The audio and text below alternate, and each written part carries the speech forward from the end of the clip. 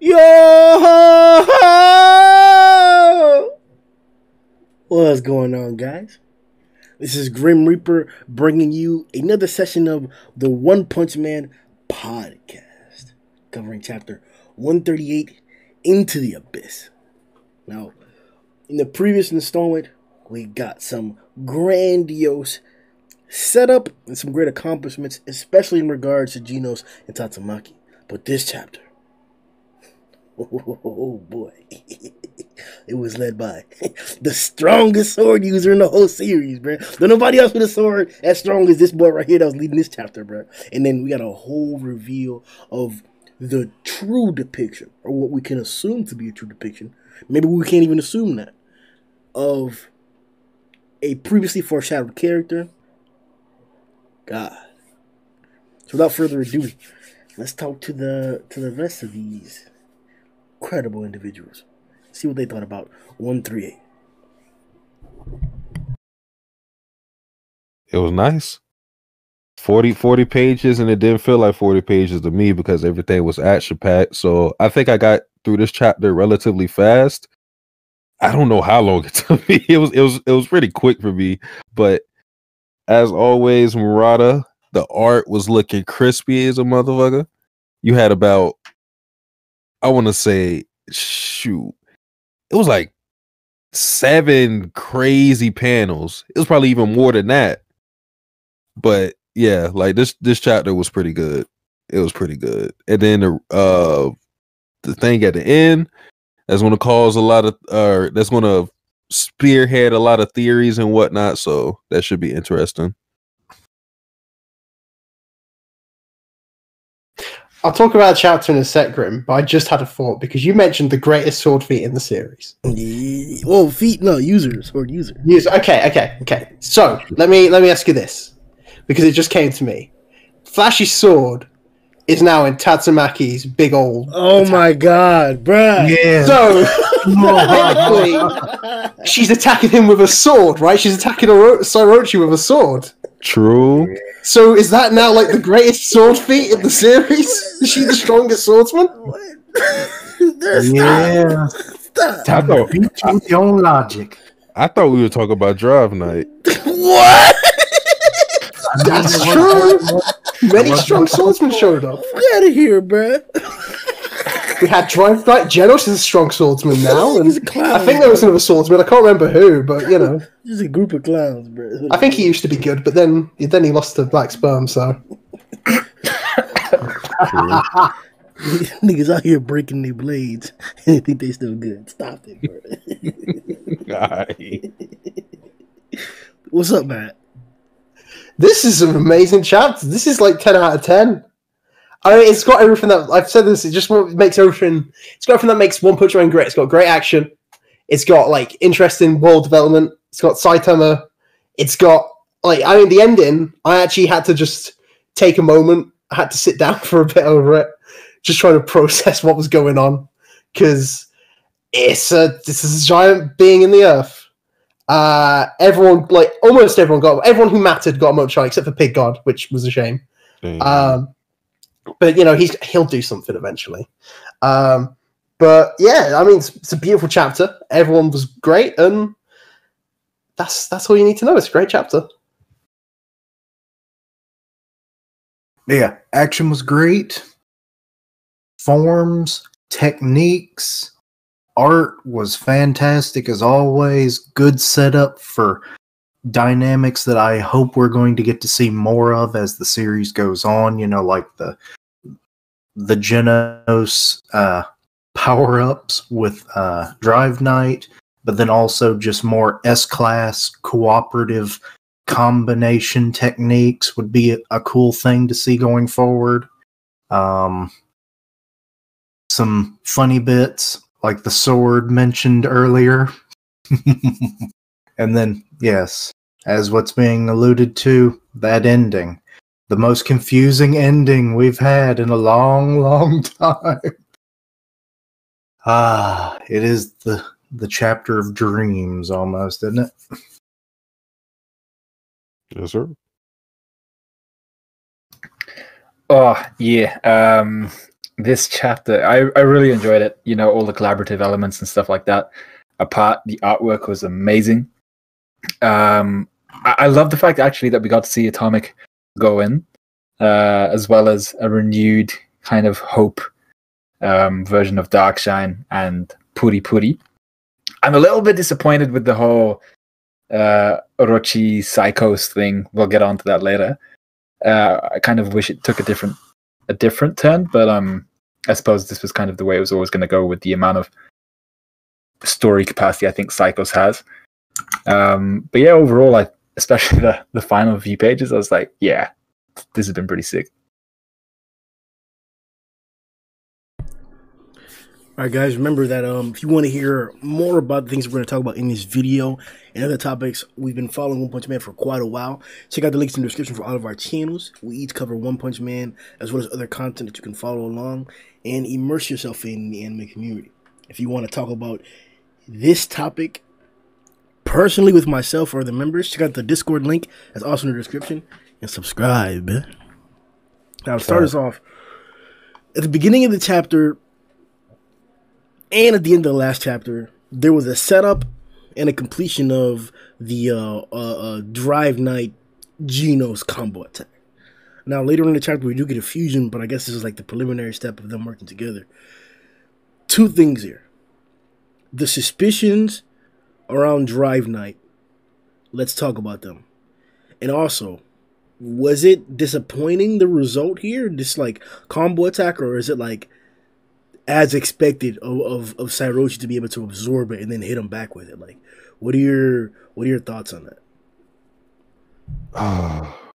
I mean, I don't think this chapter did anything to change my opinion on my suspicions on Drive Knight.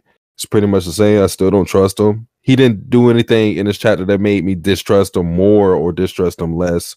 So I'm still at the same place I was before this chapter. But in terms of, was the attack itself disappointing? I'm going to say it a little, yeah, because they did this fusion. Basically, they paired up, and then it was just blown back at them.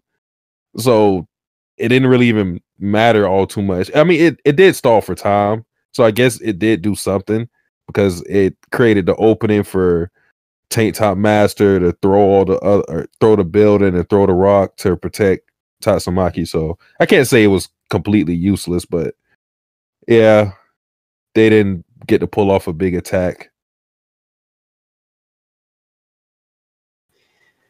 Yeah, I guess I'd say not disappointing, just unexpected because of Sairochi actually managing to counter the beams.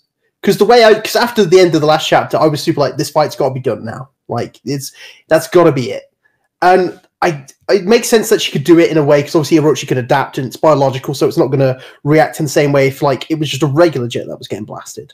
But in terms of, I think I just wanted it to end with that like big combo attack, so it's a shame it didn't. Like, it's not like the end of the world. I'm not like, oh, the chapter's shit because of that. It's just it's fine. And as for the combo, I mean, like, my opinion of Drive Knight, I've said it a few times, he's really cool, but there's no way I'm changing my opinion of this guy. Like, I'll say it every time when people ask for Drive Knight, it's like, don't trust Metal Knight. Why? Because he's a bad guy. Like, it's just, it's the worst, like, reasoning I've heard for this guy who's infiltrating everywhere, and he's fine. I mean, he's very cool, don't get me wrong. He's like, the combo looks great. And it would have been good to see more of them, but they're both drained. I was probably more concerned about the cause, but I think that got cleared up to be something different. I've rambled on enough. You want me to go, Kishin? Hey, you go first. Okie dokie. Yes, I think this is what I was talking about. And I understand Satsuki and Matt's points of view, but I was a little bit disappointed about this. Not from the perspective of how it developed, like Matt was saying. How the rest of the chapter developed was awesome. And I'm completely fine with all of that, and it was awesome. But I think, I'm not sure whether it's the years of Dragon Ball Z and Naruto, I don't know what it was, just kind of seeing some sort of final flash, kind of big explosion type thing, I was really hyped up to see a combination attack from these two mofos who are looking badass as shit. I was like, yeah, this is completely how it's going to end. There was no doubt in my mind that this was how Sai Orochi were going to either defuse or die in some way, shape, or form. And then to kind of see how Psychos at least seems to be hurt by it, only to then see that the Orochi side of her is kind of expanding and getting ready to push it back. That's what it looked like to me, like she was absorbing the attack and then redistributing it backwards. I was disappointed. I didn't really like that. But yeah, the rest of the chapter and how it moved on from this point was 10 out of 10 pretty much. Obviously, I'm a fan of like robots, fusion, and all that kind of stuff. So a robotic mechanical fusion, it really just hits all my buttons. So getting to see this and actually knowing that it's the promoted Rook form is interesting. I do kind of wonder, does Drive Knight require a pilot, so to speak, when he's doing this form? Because there's like no precedent for it at this point. So are all the promoted forms this way or not? Because then that makes me think, what about Chariot? Could we get Moomin in on that? And it's like, he's like, holy shit, I get a motorcycle again. Give him the motorbike! Oh my god! I dropped. Or you get like Tank Top, or even, well, I guess the peak one would be, Darkshine, to be next Rook promoted transformation or something like that. That'd be kind of cool. So he could potentially combine with just about any hero and become more than they potentially would be of the sum of their parts. But I don't know if, a partner, cooperative notion is required for this or not. But maybe that just makes it more powerful, which is maybe why he hasn't really done it before. I don't know. But still, awesome. And then plus there's a suspect of, we got to see what his core looks like. Doesn't it look a little familiar? That is the same damn core as Genos. Kuseno, you are now on the list of suspected sons of bitches. See, okay, this is all right. Let's take a second for this then. Oh, man, fuck this blanket, dog. All right. So, I disagree with Matt and Satsuki. This does change my perspective on Drive Knight. The promoted thing, whether it requires assistance for, that's interesting. I'm leaning towards no, because that would be kind of restrictive, but there might be a reason as to why he has more common forms than others. Whether it's that they're more useful, more practical, more varied, whatever it may be. We do see more common forms of Drive Knight. And I'm interested to see if that's the case, like you pointed out, Kishin. But the Kuseno thing, I connected with the whole trust aspect. So I mentioned before that excluding all external factors, right? Like no webcomic readers, no people telling you this or that, no hints, none of that stuff. Just straight from what we got from information in the manga. Drive Knight tells Genos, hey man, watch out for Metal Knight. Us, as in us the readers, we get to see more of Metal Knight than Genos does. Now, it's very, very weird that the guy that we most suspect is the guy who told Genos to watch out. So those are two different sides right there. There's the story and the narrative that we're reading that's letting us know that there's this really iffy scenario here, and that some of the situations that he was in before, especially in front of Second Guard, they were really questionable. But on the other hand, not only did this guy say, hey, I'm warning you, be careful with this other individual, then he gives Genos valuable information about the current crisis. Not only does that like single act show allegiance to like the association, but it shows allegiance to Genos. Like, that's twice where he's looking out for his well-being. Now we get this, where like, once again, he's helping the association bring down Sairochi. We know what probably the principal reason is for, but there's no reason to believe that there isn't a secondary reason, or that he isn't also trying to bring it down in general because he's a hero. Now he fuses with Genos. A pivotal moment here. Exposing his tech to him directly, literally unifying their technology.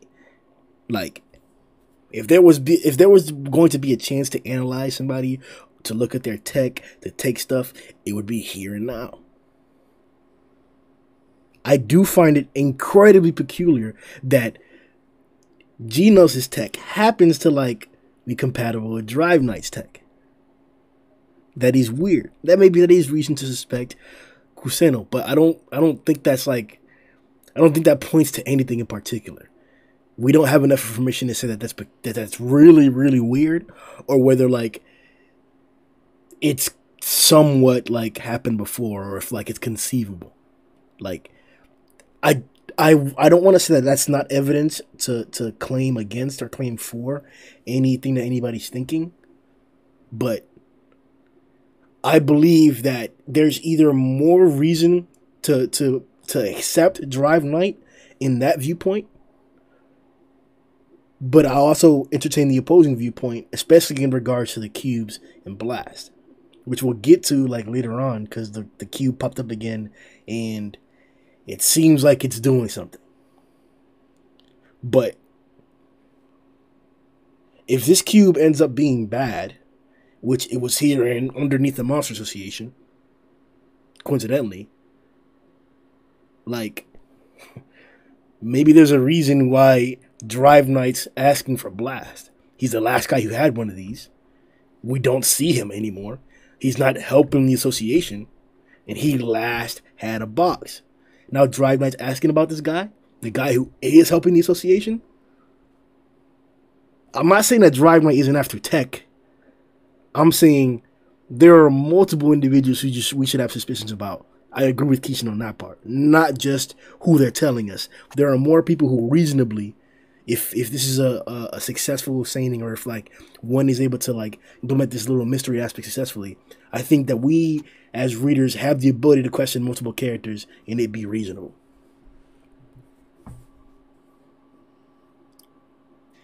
Yeah, I mean, just to follow, I guess, to your point as well, I want to be clear, like, I find Drive Knight shady. I'm not saying Metal Knight isn't shady, because obviously he said no to coming to the Monster Association because apparently there's a bigger threat out there. It's just, I've seen Metal Knight, at least like my one of the first things we saw Metal Knight do, at least in the side chapter, was he helped clear out the Hero Association of like corrupt individuals. So in my head, I'm like, okay, you're saying he's a bad guy, but I've seen him do good things. So it's not impossible, of course, that there's something more to Metal Knight. Like, there's a lot of shady stuff going on in One Punch Man, of course. I mean, just from this chapter alone.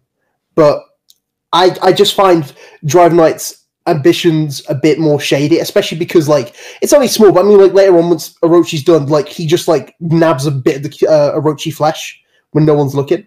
Yeah.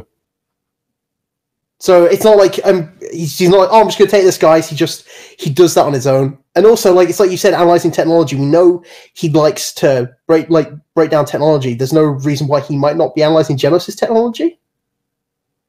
100%.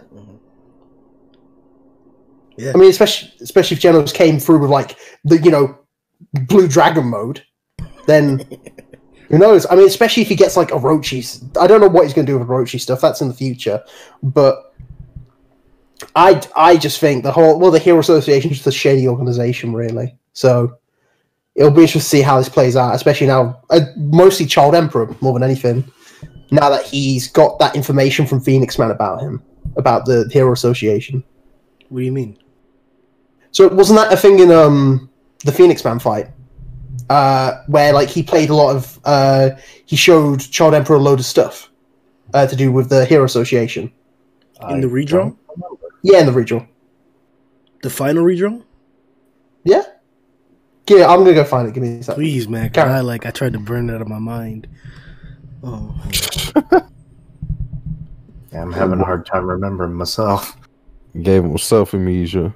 You know, that's interesting. I don't think we've ever talked about that, like the entirety or all the examples of the shady things that actually happen in the Hero Association, from like the clear lobbying and like funding from like bias and maybe even like suspicious sources, like these executives and like these shareholders and stuff, like the executives like having these heroes like defend, like Darkshine was guarding literally just the executives alone. Like, we want to say it was the hero base that he was protecting, like he was really there to protect those executives and stuff. Like, there's no telling what kind of craziness or how far they've gone in regards to like what their intentions are. Wasn't there that one time when that demon came in there and the one that Darkshine defeated, I think he pulled out a gun and tried to shoot him, or like I don't know. The executives there in general, they give me like an uneasy feeling, especially with like their intentions. Like, especially before, I think around the 40s or the 50s, where we got to see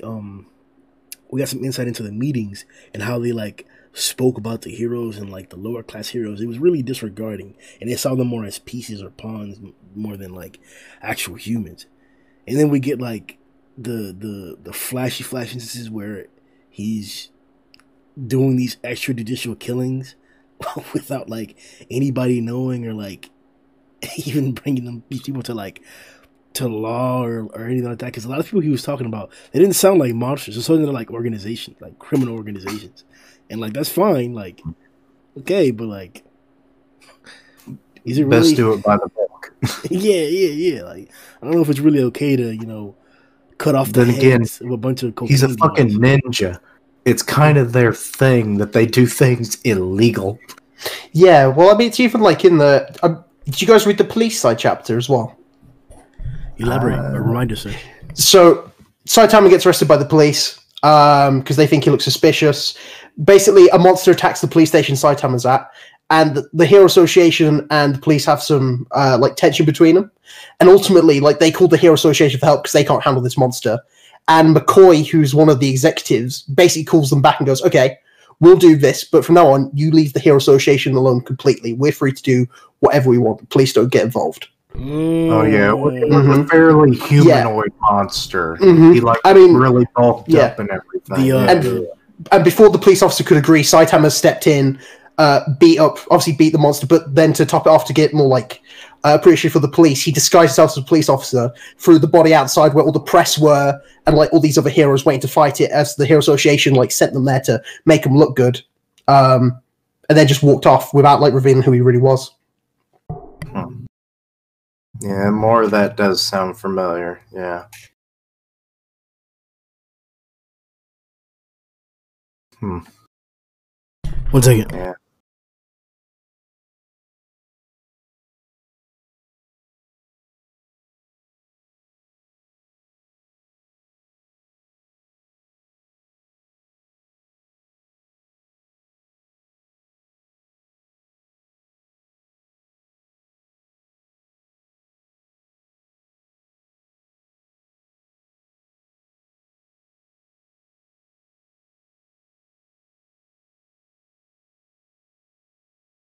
Oh, my bad, he was going crazy. Yeah, the blackmailing part that was like, that revealed a lot of stuff for at least in regards to the Hero Association side. It was interesting though, that because that was some pretty good development for the world, that like the dynamics between like the politics regarding the association and all the other security forces that are there. Because that makes sense too. Like, what about war? What about different nations? Because we don't know the exact like geography of the world. We know it's a big supermass continent, but like the cities really like vary amongst them. We haven't really got too much information about officials.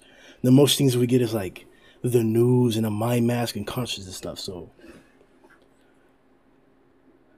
I'm wondering what else is like crooked in there, because we know obviously we now have like not only was the House of Revolution a thing where like they were experimenting and creating all kinds of different like monsters and beings out there. But like, that's not affiliated with the association. But I'm just saying that like there was also a research lab, coincidentally, that's not affiliated with the House of Revolution or Dr. Kuseno or like the organization, and they were testing things and they had human tests there. And it just so happened to be that like Tatsumaki was there. So I don't think it would be crazy to hear some news or information about the association or the executives or the shareholders, like with Ganma's dad or whatever, funding some crazy research for the association to get some heroes. They're already willing to like buy mercenaries who were questionable at that. We saw the lead mercenary who has like a scar on his face, like how ruthless, quote unquote, he could have been. Well, actually, we still don't even know. Okay, in that flashback, it's been numerous chapters ago when we kind of like got little glimpses of like Darkshine, and he was training in the gravity room. We don't even know when the hell or where the hell that was. Was that association affiliate, or was that something completely different? That might explain why he was the one who was staying at the base at the time. Because they essentially have him brainwashed, maybe, or have him, bonded through loyalty. Because it's like, we made you stronger. We can help make you stronger. You protect us.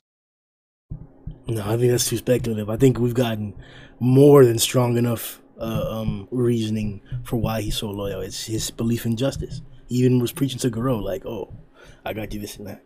Now, maybe they're the ones that gave him that. Yeah, sure. Maybe, but like, I don't know. The backstory made it seem like he got that strong through his own like initiative, and they happen to be like people that assisted him to get to his final extent.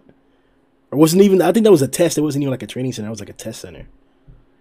It had kilograms and stuff. So I'm not sure, man. Like, that's not the only shady thing that happens out there. Like, what else? What is there another instance of like shady? There was also that one where we got like a bunch of they were B ranks, and Saitama went with them to take down that armadillo because one of the like executives wanted it as a pet. And they all got eaten by it. But they all got. Oh, and that's the one, the side story one, the animated stuff. Yeah. Okay, yeah. So that's another shady ass thing, and then a lesser crime is, hey, my daughter's cat is gone. So it's like, go find it. Oh yeah. Remember the neon one, the grizzly. I mean, there's plenty of it. I mean, it's like even in the main story, you got the guy going out with the two girls using Hero Association funds. Because he's like, oh, it's for justice. Now let me buy you guys some stuff. And then obviously Garo just knocks him out. Yeah, I do remember that a little bit,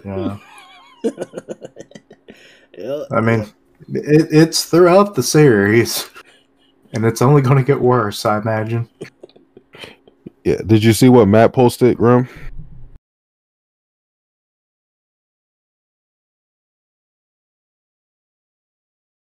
Let's see here.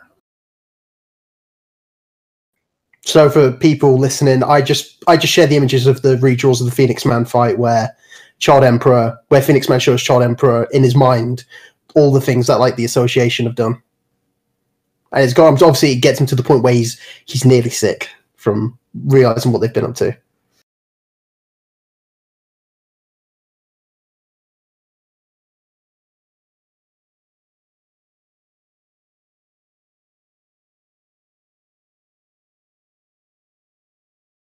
Yes, that. It's kind of vague, but yeah, the fact that he's aware of it, which really makes me wonder, where did he get that information? Oh man, I forgot, bro. My mic was muted. My bad. Okay, and it says they killed each other. Then Phoenix Man says, "Yup, their unity was broken. It was fragile." Child Emperor replies, "What are you trying to say?" Then Phoenix replies, both for the Hero Association and the Monster Association, there's always the risk that that'll happen. It's because their interests and ideas and ideals are not one and the same. Nothing like our unity, since we costume monsters share the same spirit. Here, you feel it, right? We don't need to talk. What? This? What did you tell me just now? The crimes that the higher ups of the Hero Association are doing behind the scenes. Oh, junk.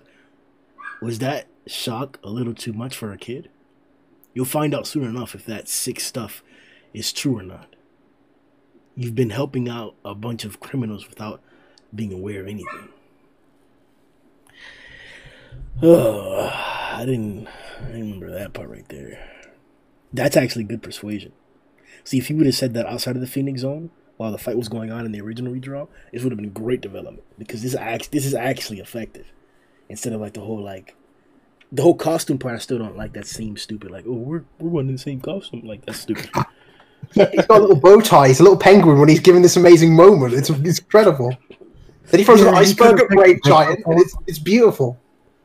Yeah, but were you gonna say something, Kishin? I feel like he could have been in a different form when he told him this shit. No, he couldn't. He's got a bow tie on. He's professional. I'm not having him stand on the penguin. It really is Tennessee tuxedo, isn't he? Damn, so that's right. It's a reference to an old, like, Rocky and Bullwinkle side character. Perfect for a One Punch Man podcast, then. You know me, I love my references. But yeah, I did forget about that. But it's still, I have to question where did he get this information. I mean, you know, Psycho seems to be pretty informed or has ways of becoming informed, you know, be it just that website that posts information about the heroes. Like Homeless had mentioned. And then, you know, there's obviously the book that Tario has. So, like, there's public material out there, be it it's probably not end-all, be-all information. But where would you get this very specific stuff that would be more secretive? You know, so... Alright, let's move on to the next part. So, for a while now, Murata and One have been making changes to the storyline to allude to more of a teamwork and more of a character development mental aspect. Whether it's been successful or not, in our opinions, here we're getting to see the final results of the big spark that was set off in the previous 2 or 3 chapters, where the heroes have gathered and now they're actually endeavoring to work together with the actual strategy planned out. We didn't get to see them talk about it, we didn't get to see them set it up, but it seems like it worked pretty effectively. Starting with a tank top Fubuki duo, then we get the whole team up with Drive Knight and Genos. Then we get the assault attack with Puri Puri, Dark Shine, and Atomic Samurai. So, with like teamwork as a strong build-up, as teamwork as a strong, you know, obvious marker that the author is trying to push. How did you guys feel about teaming up? And let's start with Fubuki and Tank Top as a first example. Well, I'm a big fan of these two. I mean, Tank Top has really risen up in I've loved him since he came back with Moomin Rider. Teamwork isn't a problem. I love Tank Top's mentality about it more than anything, where it's like, wow, you made my Tank Top more comfortable. And it just makes him that much stronger, apparently. Like, it's a massive mentality thing with Tank Top. I mean, he got a moment. I didn't expect, like, we didn't know who was going to do anything. So there was a brief moment where I thought Tank Top was going to take down Sairochi. And if he did, it would have been beautiful. Yeah, well, I mean, like, we're just waiting for the day. One day that Tank Top's going to come off, and it's going to be like the ultimate weighted clothing moment. Didn't even think about that. But I don't have a problem with these two, like, especially because, at least in this role, they're the support role. Like, they're just doing what they can to help out. These two are definitely not like the main attack force. They're just here to hold off Sairochi. So I think they were fine. I wanna. Do you guys think the tank top power is bullshit? Because the more he keeps saying it, the more No. I'm starting to believe him. I believe in the tank top. We as a podcast believe in the tank top. I'm wearing a tank top right now, but Throw Then you something feel really power. hard outside. I just don't. I don't think I can tap into the power. It's like what I really want in the future is like more characters to start wearing tank tops. So it's like Snek, for example, just wears a tank top over his suit. We've got like Lightning Max starts wearing a tank top. I want everyone slowly, just background characters, more and more wearing tank tops. Build up the tank tops army. Oh Lord, it's definitely going to have to happen. Like, there's something about that damn tank top, because like he's technically the weakest S class right now, and and he hasn't like had any like significant power ups other than the Fubuki one, obviously, but that's not going to be like a permanent thing. So yeah, like, to find out that the tank top is actually like slowly unlocking his power or something, or enhancing him in some way, like maybe it's a symbiote and it just took on like the clothing he wanted. It's like, I need a tank top. Okay, well, here we go. There, you got a tank top. I have also enhanced your senses, your strength. Oh, and if you want to, we can shoot web out of your wrist, but I don't know if you want to do that. Weird shit like that. That'd be cool. It'd be weird, but he needs something that's permanent anyway. Yeah, I just bring it up because I think it's very easy to brush it off as a joke and not think about it too much. But I mean, he keeps going over it again. It could be a joke, but it's a possibility that this could be some enchanted tank top by some type of magic that we haven't seen in the series, and that's why tank top master is so strong. I genuinely think there's something there. Like, we've seen monsterization. We've seen people turn into crabs because they ate crabs so much. Like, I fully believe that someone can just go stronger through their love of a tank top. I think it's fully it's like Puru with his angel moves. He's slowly become more like an angel. Like, I'm convinced by a series Puru is going to get wings. That's the way it's going. Like, oh, Matt, I think he already has. Yeah, this chapter almost proved it. Exactly. I mean, there's something of human evolution to do with it, but it comes off ridiculous because he's just such a I mean, well, he's got some of the best lines in the series. I didn't master the tank top for this. You don't need to wear a tank top because you're wearing a tank top around your heart. It's beautiful. Actually, have we ever seen it get destroyed, or am I just blanking? No, that's what I'm waiting for. Like, he's gonna have a moment of like a massive power boost, but I fully believe that we've got like there's something with the tank top. You're not alone on that, Satsuki. It'll just be interesting if he gets the tank top ripped or it gets cold. He has to wear a sweater. I wonder if he's going to get nerfed.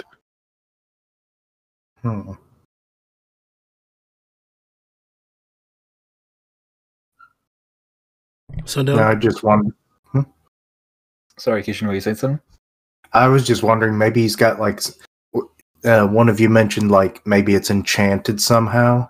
I'm thinking like maybe at some sporting goods store he was like looking for something to train in and whatnot, and then this guy comes from the back room and he's like, "Oh, you want something special, do you?" And it's like he brings out like the tank top, and it's like unbeknownst to everybody, it's like he's got like mystical arts and he's like been enhancing clothing and he's just like an enchantment tailor. Hey, wouldn't it be funky? Wouldn't it be funky if that god character's been out here blessing the S-class heroes as well as the monsters? I mean, it would make sense. Make a theory video about it, man. But yeah, I mean, the question was about the tag team and the cooperation. I really liked it. I'm not gonna lie. I mean, part of the kind of luster of the S-class heroes has been the desire to not want to work with each other and take everything solo. But I really like this flip because it's not like they've not all become lovey-dovey and they're not like high-fiving each other, slapping each other on the ass after a play or anything like that. you know, they're still the S-class heroes that we know and love. They're just deciding to help each other buff up their abilities a little bit. So, you know, just working in tandem to move a little bit further than they could individually. So the tank top master Fubuki thing, I really liked that. At first I was confused whether Fubuki was actually buffing him, and it turned out she was just making a joke about his tank top, or he was making the joke, one of the two. But I really like the other tag teams we saw, like the Atomic, Puri Puri, and Darkshine. That was awesome.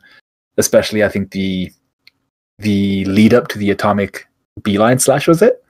That whole sequence was awesome, because you see all those kind of different strands of his blade all coming together into one focus slash. I was like, that was so awesome. What a way to do that.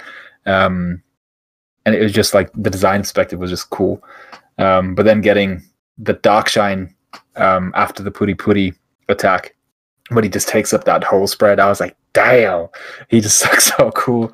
So I really enjoyed that. And then I really enjoyed seeing was it Blast and Bomb again unleashing that attack. I can't quite remember the name, but we've seen it, I think, for the third or fourth time now. Second time. Is it second time? It's definitely been more than once. Yeah, Dragon Cross. Yeah, Dragon Cross Slayer Fist. Cross Fang Dragon Lair Slayer. Yeah, it was partly cut off because I was scrolling. It's definitely one of those. But yeah, seeing that again, I was like, you know what? I'm ready, man. I couldn't see that attack too many times in one lifetime. I just really like it. So yeah, all the tag team stuff I've been quite happy with, and I don't think it's lessened any of the S-class in their characters or in their development in any way as well.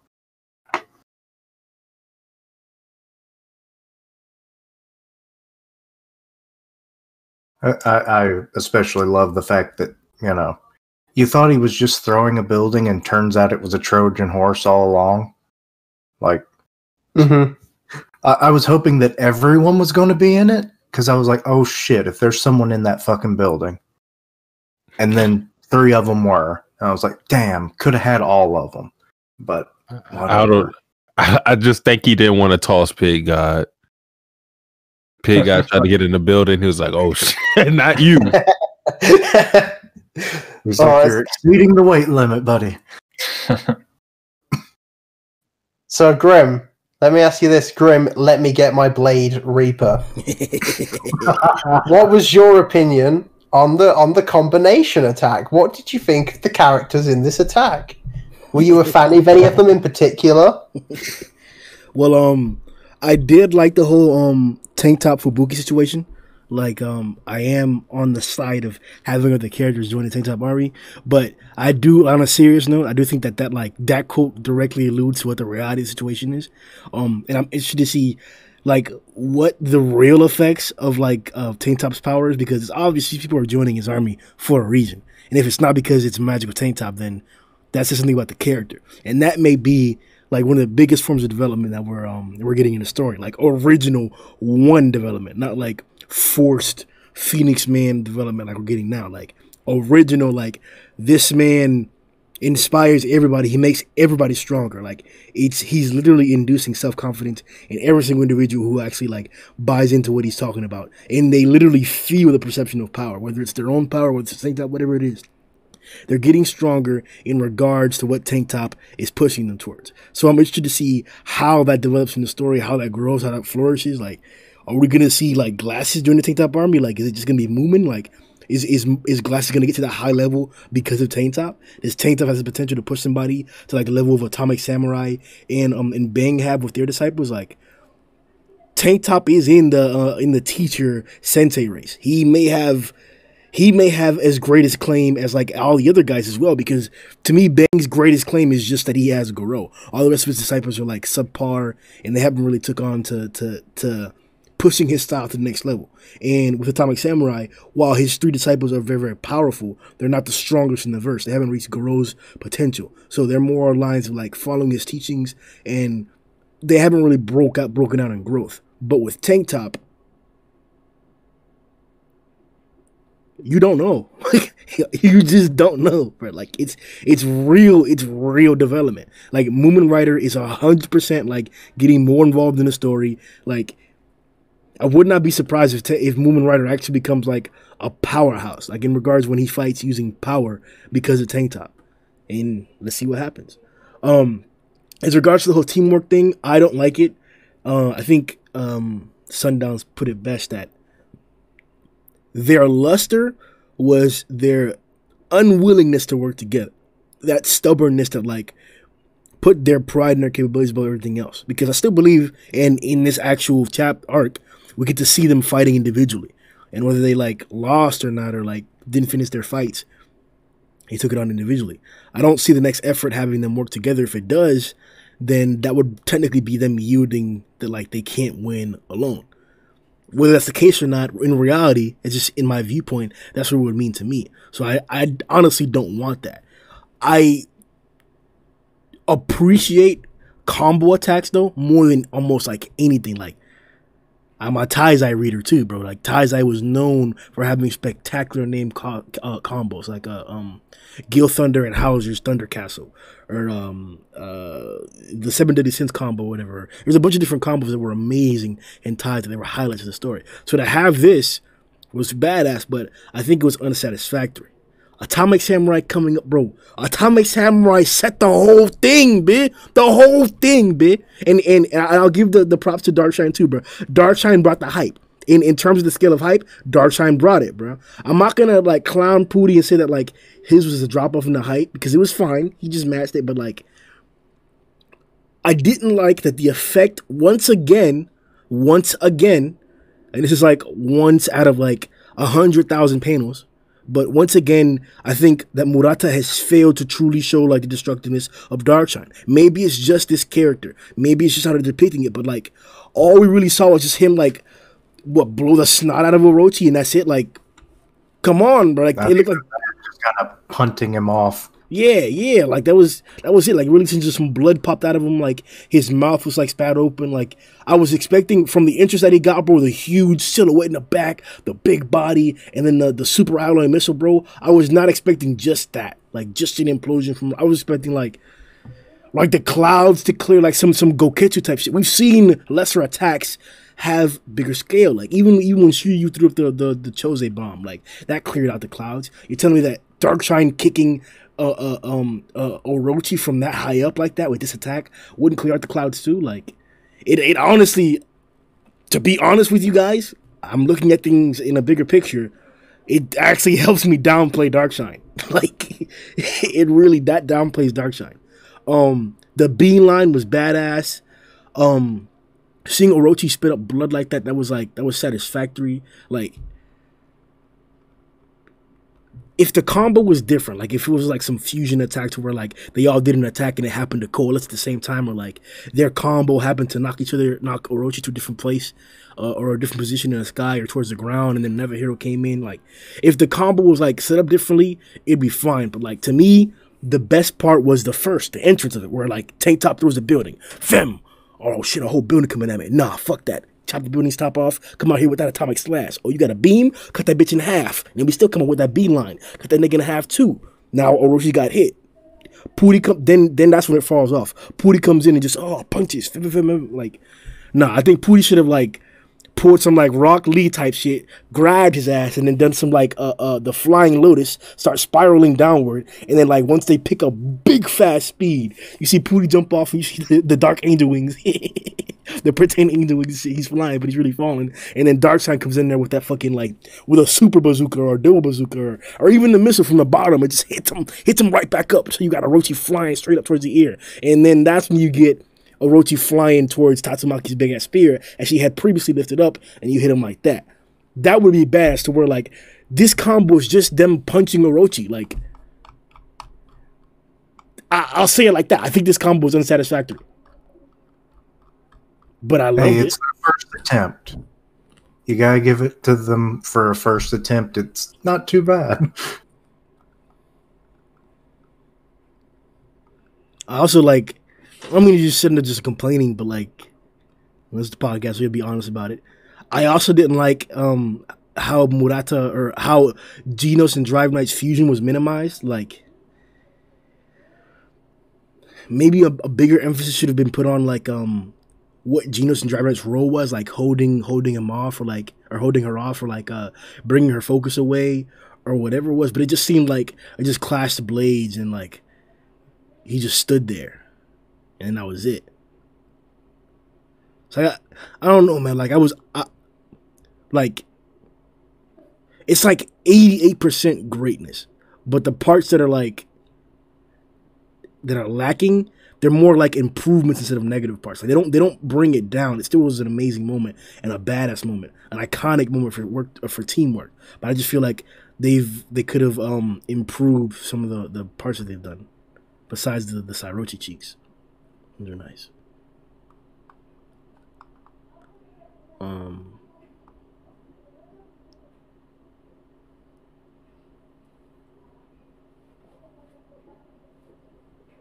You have any opinions about that? Well, that's it or no? I think the issue with the whole Drive Night thing, why it's kind of disappointing. Like you said, their role in that fight wasn't really emphasized, and I think part of the reason is because they weren't even involved with the combination attack. At least they weren't. They didn't know it was coming, so it's kind of like he just held Sairochi off, like they clashed. And then, General said victory is ours, but they wouldn't have known that attack was coming because they weren't involved in that makeshift combination plan. So it's kind of just weird that, like you said, they were just kind of sitting there for the most part while this plan was ensuing. Like they did their thing, of course, because they kept Sairochi, I guess, distracted, but it's just odd that they were just there. Yeah, like I'm having to assume or like to put my own interpretation of what actually happened there. Like I'm assuming that like because she's flying, fuck man, you're so fucking loud in the background. Man. They're shit. This is distracting as fuck. So obviously Sairochi's flying, so like it's gonna be hard to hit something that's flying with a projectile. So I can see this like, oh, just hold her in place there while we can throw the building at her directly. And that way, that's why the only alternative she had was to throw a beam at it. And then Atomic Samurai happened to be prepared to deal with the beam, and he was prepared to deal with the first attack. So it all happened to work out. But I don't know. I just feel like I'm having to give the reasons why these things are happening in these methods. Yeah, I feel it. So go ahead. I just wanted to add, it definitely does seem like Puri does have the wings now. It can't be a delusion anymore. You look at from the point when he jumped off from the rubble of the building after Atomic slashed it up for them. He's basically flying. Nigga, stop. No, look at it. He never touched the ground even after his attack was finished. Neither has Atomic. Yeah, but he kept flying forward. He wouldn't have had that much momentum after beating the shit out of Orochi and Psychos. He would have lost all that momentum, but then he continued to glide. So there is something there. It's not just in his head anymore. Also, they changed from when he did the vibration Dark Angel Rush, his wings went from black to white, so he didn't have like that killer intent. So if he wasn't utilizing wings at all, it makes sense that they would just disappear. But he had the killer intent for the move, but then it's like, okay, I'm just going to gently glide on down. And then he's, carefree and whatnot, and they turn to white. Which he's far from pure, so... It's just funny to me that he beating people up butt-ass naked. That will always be funny to me.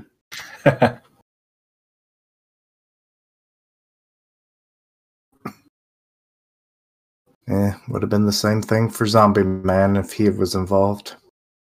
True.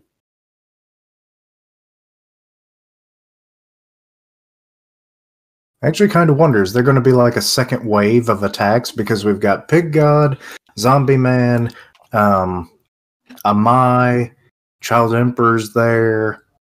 So that's at least 4 characters. I might be forgetting somebody. But like that would be a decent second wave of attacks. Sorry, go on. I was going to say, now that you mention it, it is kind of weird that Amai wasn't involved with it. The other characters, I can understand why they wouldn't be involved with it, because Pig Guy would be kind of like, I have one attack really, so I don't know what much I could do in terms of combinations, and it makes sense for Child Emperor not to be there because he's depleted, and it makes sense for Zombie Man because of the same reason. But Amai Mask is based on what we know about him. He could have did what Puri Puri did, which was just punch. So it's kind of weird that he wasn't involved with this attack. Yeah, he'd want to save face after everything they heard on that comm link.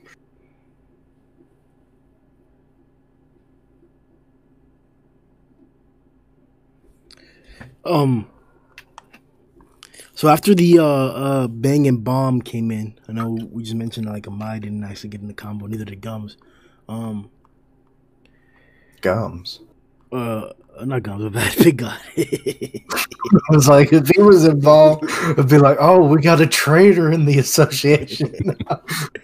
So let's hop onto the big part before we get to Psychos and Orochi. So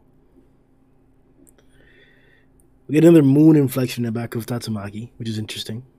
I want to see how many theories are going to keep popping up about that. But she managed to lift truly the entirety of the Monster Association out of the ground. The building that we saw from the view of King, he was several hundreds of, maybe even thousands of feet in the air. Him and Tario looking down. They were surprised when they first came out. To here now, where we see Pig God just dwarfed next to even the rubble falling off of the main association. So, like, is this Tatsumaki's biggest feat?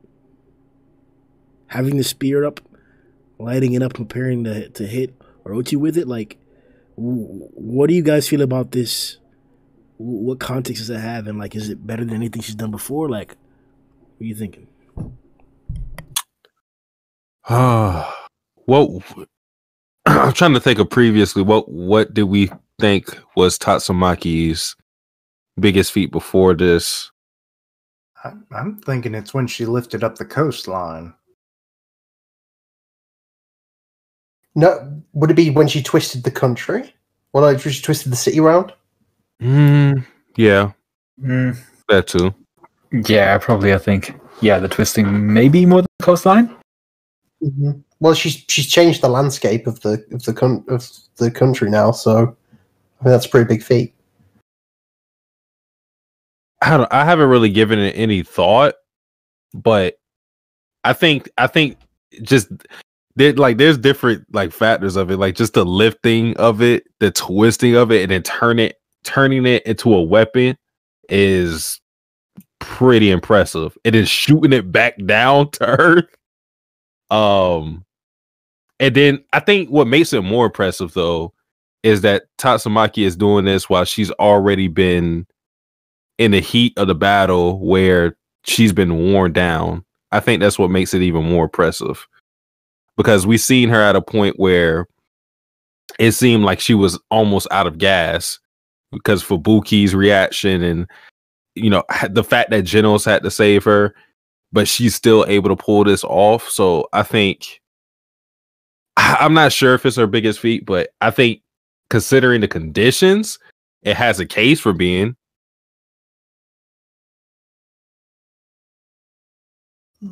Fair enough. Yeah, I definitely think when she lifted the coast, that was my favorite feat. But I've heard people talk about like how lifting the base or twisting the base was also amazing. So I don't know. Personally, you already know which one's my favorite. So before we get to the whole Saitama, like taking up space. Damn, bro, I'm tired of Flashy out here. Just damn, bro, he took over the cover page. Flashy's always in the way, bro. But only because he's with basically the titular character. So All right, so let's get to Orochi and Psychos. So on this occasion here, we're no longer talking about how strong is Orochi. Like we know they're both out of that above God state, right? They're in this small form here. Psychos is separated. The question is, what's gonna happen with Psychos, and what's gonna happen with Orochi? Let's start with Psychos. I mean, I think we said this. Like what like when they first fused, I think we asked the question of like, is Orochi going to make a comeback and whatnot? And I always thought that wasn't going to happen, just knowing that correct me if I'm wrong, but he's a manga original character, right? Yes. Yeah. So I think, you know, even though Murata has included his own elements into the story, I felt that because having him implemented it in a way where like he continues to be a part of the story, it'll be too big of a change and it'll veer him too much off of the path of the webcomic. So I always thought that he would bite the dust in some way. So I think this attack hopefully will wipe him off, and then we'll have Psychos be the main villain again. But I don't know how it's going to be pulled off, because without this body, I don't see how Psychos is going to be that much of a threat. Sure, the S-class heroes are probably at their wits' end, just fighting for so long and so much, but I don't see, like, with all these S-class heroes, how Psychos is going to be the big threat. But you know, that's probably when all the monsters will rise up that we haven't seen. So yep, that's what I think is gonna happen. That it'll be. I'll get to it later, but I think it's gonna be Fubuki. I was going to say Fubuki as well. Yeah, I think you're right with that. what do you mean, Fubuki? Yeah. Well, if Psychos is in a weakened state and all the other heroes are like preoccupied with the monsters, could maybe Psychos try and escape and Fubuki be like the one to stop her? Also, because like we know there's some history with Psychos and Fubuki, so this could be an excuse for these two to meet up. Is if she tries to get away, and then that's when she steps up and they have a fight.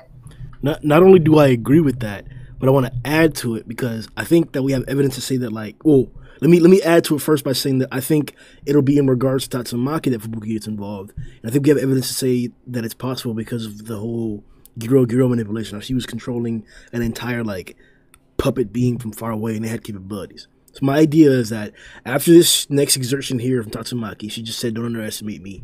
She's coming back. She's still here to fight. She's done that twice now. I think this will be the last time she has a chance to do that. She's pulled out this big spear. She'll attack Orochi with it. Whether he dies or not, we'll talk about that in a second. But I think that'll be the extent of her energy, because even Fubuki herself has made it clear that there's a very real danger of Tatsumaki running out of energy and being exhausted.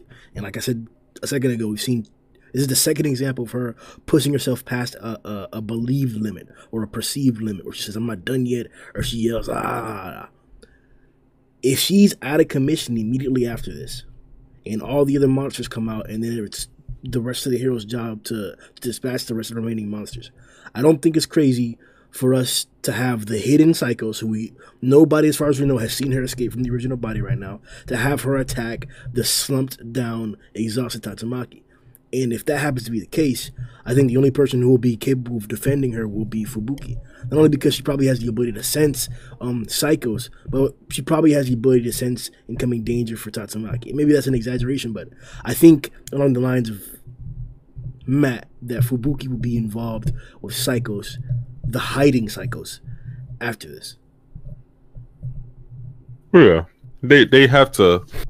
There's no way that, given what we know, that they're associated from the glimpses we've seen of the past, that they wouldn't interact in this arc, because I feel like that would be the biggest wasted opportunity. So like my belief was always that Psychos was going to take Fubuki hostage, because I guess one thing you can always do if someone is stronger than you is find a personal weakness, and Fubuki would be Tatsumaki's because that's the only person she would give a fuck about enough to maybe hold back in her attacks or anything like that. But I don't know if that's still going to play out now, given what we've seen so far, but I think it's a possibility. Either way, yeah, she's going to get involved in this fight. Were the Fubuki group on their way as well with the other heroes? Yeah. Yeah, we still got Metal Bat and the boys. So, do you think there could be, if it played out like that, could there be a moment where like Tatsumaki can't do anything because she's wounded, and then Fubuki's like captured by Psycho or something, and then like maybe the Fubuki create like the opening for someone to come and save her? It's possible. Nah. I think Fubuki has to play a role. She hasn't done anything. Like, having all these people connected to her play big roles, being injured and she doesn't do anything, I think this would be a missed chance if she doesn't get, like, crazy development by being put in a perilous situation. No, that's true. She needs a fight. She needs something to make her, so she's done a bit more apart from just boosting other people in the arc. And having them titties sit up. Well, considering Oh, and of course. How did I miss that character development? the boob battle. All right, so let's get to I'm really hoping Psychos doesn't just dip out of here, though. That'd be a little bit annoying. Well, actually, it could go a couple ways with that. If she dips or not, you know, she's obvious. As far as we know, she's still in the Orochi body. We don't see her anywhere, but we also don't see her splitting off. Like we do see her splitting off. Yeah. We do see her splitting off. I was going to say she definitely splits off. Yeah, that's one thing I thought was worth discussing as well, because like from my perspective, I was never quite sure who was in complete control, because it looked like they had like a 50-50 split, Orochi over like the physical body itself, and then Psychos maybe the mentality. But it looked like Psychos had pretty much complete control when she decided, nah, this body's not good enough right now. I'm going to dip. And she just dipped like it was nothing. Like Orochi couldn't even resist at that point. She just left like it was nothing. So I thought that was like, does that mean that Psychos is currently fresh in terms of can she continue fighting? That's exactly what I asked in my review. Like, if it's difficult, bro. It's so difficult to figure out because, like, are we to assume that she was able to wrangle Orochi without using and exhausting her power? Like, that's incredible if that's the case. Like, she completely manhandled Orochi.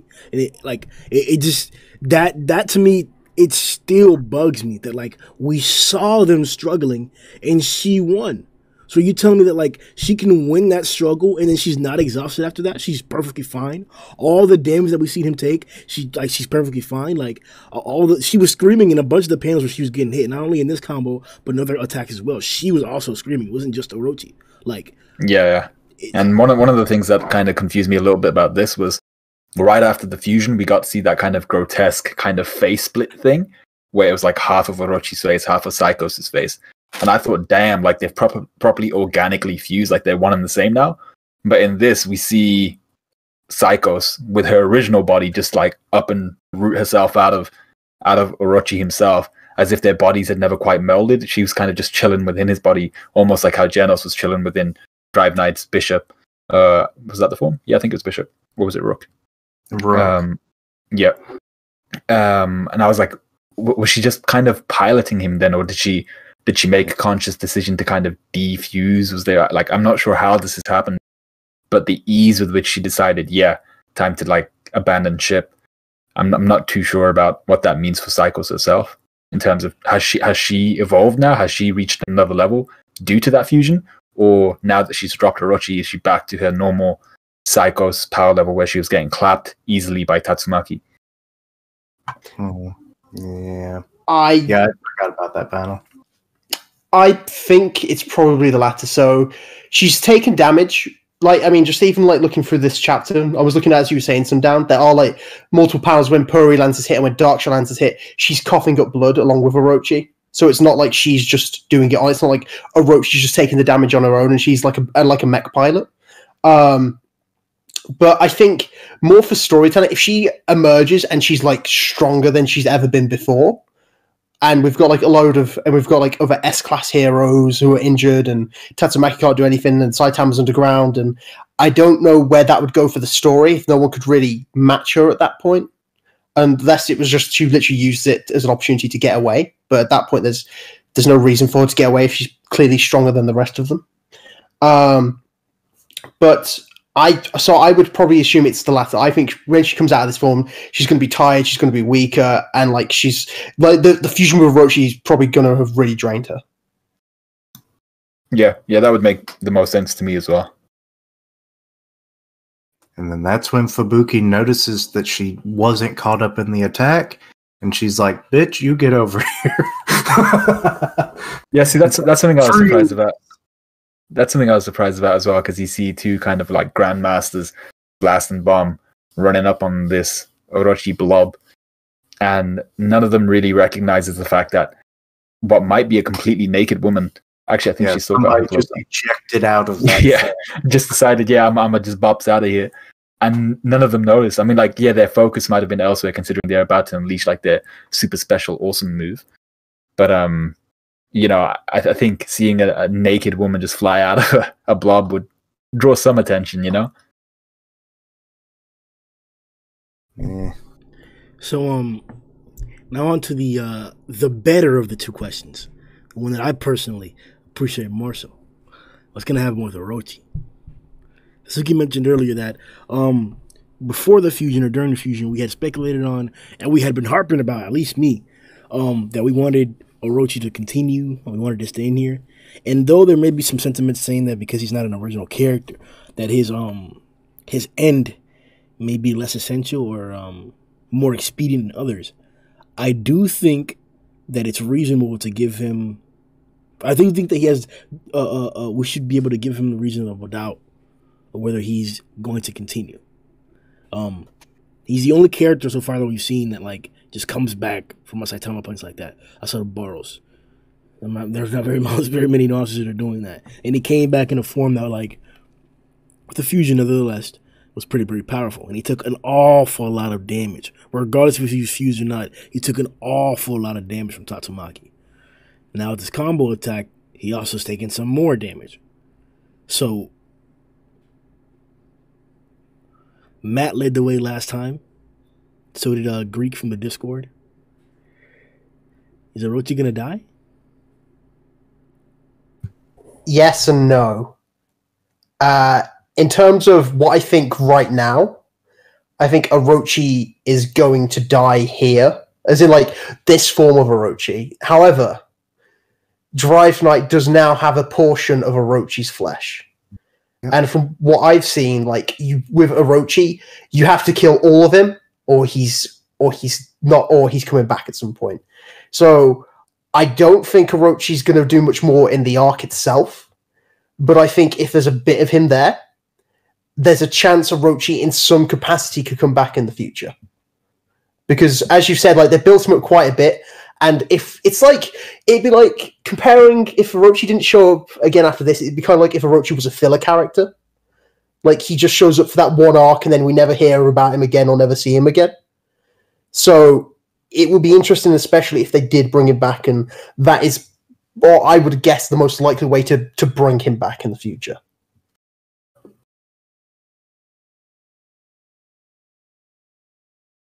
Okay, you mentioned the piece that Drive Knight has. Okay, we know that he can regenerate, especially if he gets like enough blood and everything else to help simulate, or not simulate, but like reconstitute a body. So that's one potential option. But then, Psychos did have some level of fusion with him. Be it maybe she could reverse it to some degree, as we do see her in relatively human form, but she might have part of his DNA embedded in her now, and like all the data and information that she's probably acquired through him is now in her head. So if she does happen to get away following this altercation, and Fubuki doesn't stop her or whatever, she might recreate Orochi in some form or another later on. especially if she finds out if Drive Knight has a bit of it, and she might try to track him down. It's like, ooh, I need that. I'm going to add that to the next one. You know? So there's a couple ways that he could have a legacy, so to speak. And he's not going to be completely dead, but we might see him again someday. But yeah, the bulk of him, yeah, I imagine it's going to be dead. Dead as a doornail. And there's a giant nail coming right for him. That's all I got to say.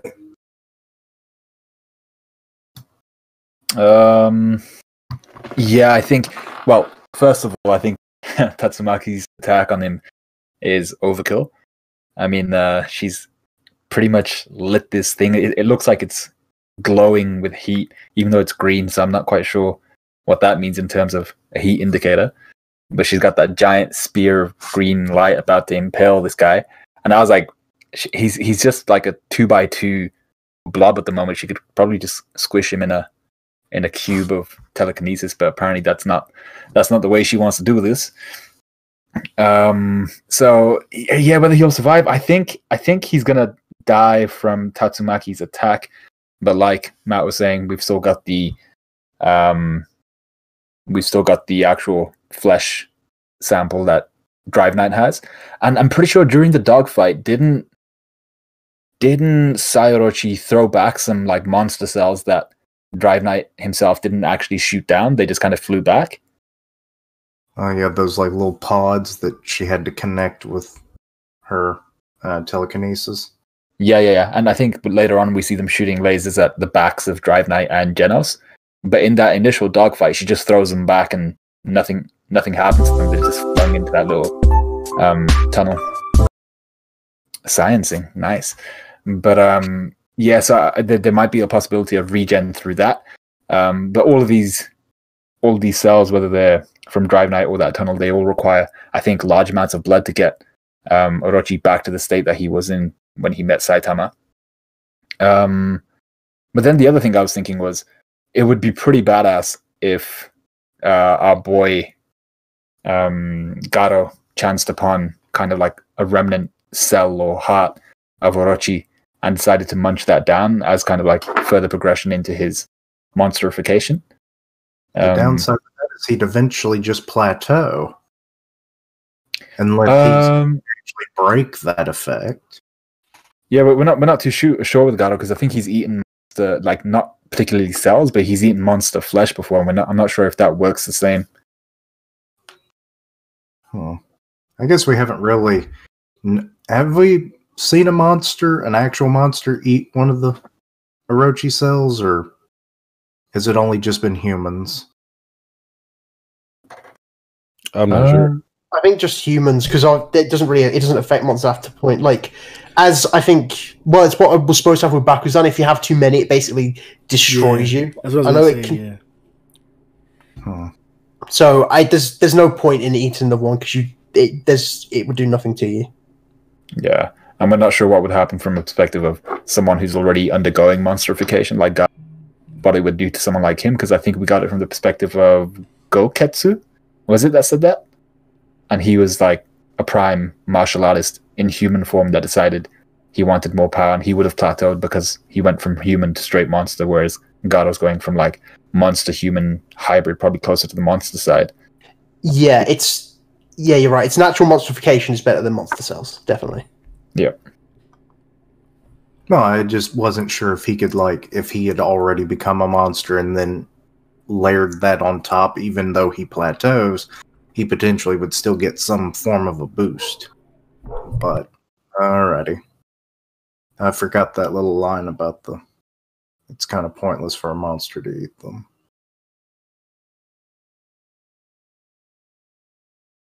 Satsuki, you have any thoughts? I already said I think Orochi is going to die. I mean, he is going to have significance after this arc, assuming that Drive Knight keeps that bit of flesh that he got from him. So, I mean, we've seen original characters have importance, because that's how. Well, yeah. With the Orochi thing, just kind of like how Genos got upgrades because of the whole Elder Centipede fight. I think that's probably going to be the same thing for Drive Knight again if he keeps it, which I don't know why he wouldn't keep that. But I think past that, I don't think Orochi is going to be in the story any longer. Damn. Well, I do hope that he tanks this somehow and that he's able to suck up all the remaining pieces and gets back to his prime form. But that probably won't be the case. Let's see what happens. If he does that, then what do we do at this point? Then the only person who could take him out is Saitama. Exactly.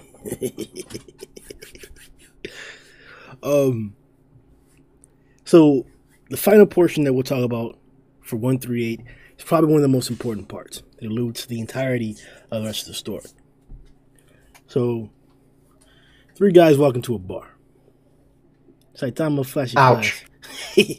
and Monaco. Monaco is a woman, so it's like 3 dudes did not walk into a bar. Bro, come on, bro. You trying to smash Monaco too, bro? No, I'm not. What? A little stressful. Somebody stop this man. What do all 3 of the individuals who enter the bar have in common? None of them are trustworthy by the Hero Association. Let's stop. I'm gonna stop you right there. They have at least one eye. We already know where he's going. Where am I going? Man, nah. You want me to? I'll type it out for you, man. What you mean? Wow. When Satsuki's not willing to say it, it's gotta be something weird, man. No, it's not nothing weird. But once you say it, Grimm, I'll post what I said in the chat immediately after. Well, I'm waiting for y'all niggas to guess, man. No, go ahead. Go ahead. That none of them have swords? Is that... No, bro. It wasn't a joke. It's supposed to be serious. They all touched the box. Well, What? Oh, Oh my god. What you thought I was going to say? Satsuki is so disappointed right now. Definitely the blade thing. What Keisha said. Definitely. I was waiting on that. I was trying to think of any like actual similarities they have. No. They Hang on. When does Flashy touch the box? So here's I the think- yeah. This is what got shown to me. This is the best evidence that I have for it, and I accept it. But it says, can you get it out by yourself yet? My arm got stuck under something heavy. Maybe if you could move it out of the way. This thing here. Yeah, that's it. Yeah. That makes sense. I get that. Okay. No, yeah. Actually, given how heavy that damn thing is, how had it not broken his arm if he couldn't lift it? Well, he's a strong swordsman, you know. Only the strongest of swordsmen. Fuck out of here, bro. All those rocks are on him too, and they didn't break him. Those are heavy as well. I don't want to hear that shit. Oh, Flashy's strong, but he has a big bumps in his arm. He also broke his blade and lost his blade. Fuck out of here. He's a clown. He lent his blade to Tatsumaki so she could finish her off with Flashy's help. Okay. Insta-kill. We know the name of the blade. Insta-kill. What an edgelord name. I love it. Yeah. Insta break. All right, but so they've all touched the box. The only correlation that we have is that. That's the only thing. I'm going to narrate what I believe occurred, and you guys tell me if that's what happened. And then we can move forward from that point. So long as you do it in David Attenborough's voice, I'm okay with that. Yes. Okay. We'll make it easier. British accent. Okay, yeah, go ahead. Oh god. All right. Just to be gotta polite. Damn, I can't do it, bro. No, keep going. You started it. You'll finish it. Come on. You said lads, you're like halfway there, dude. Yeah. All right, laddies. No, here we Okay, that's...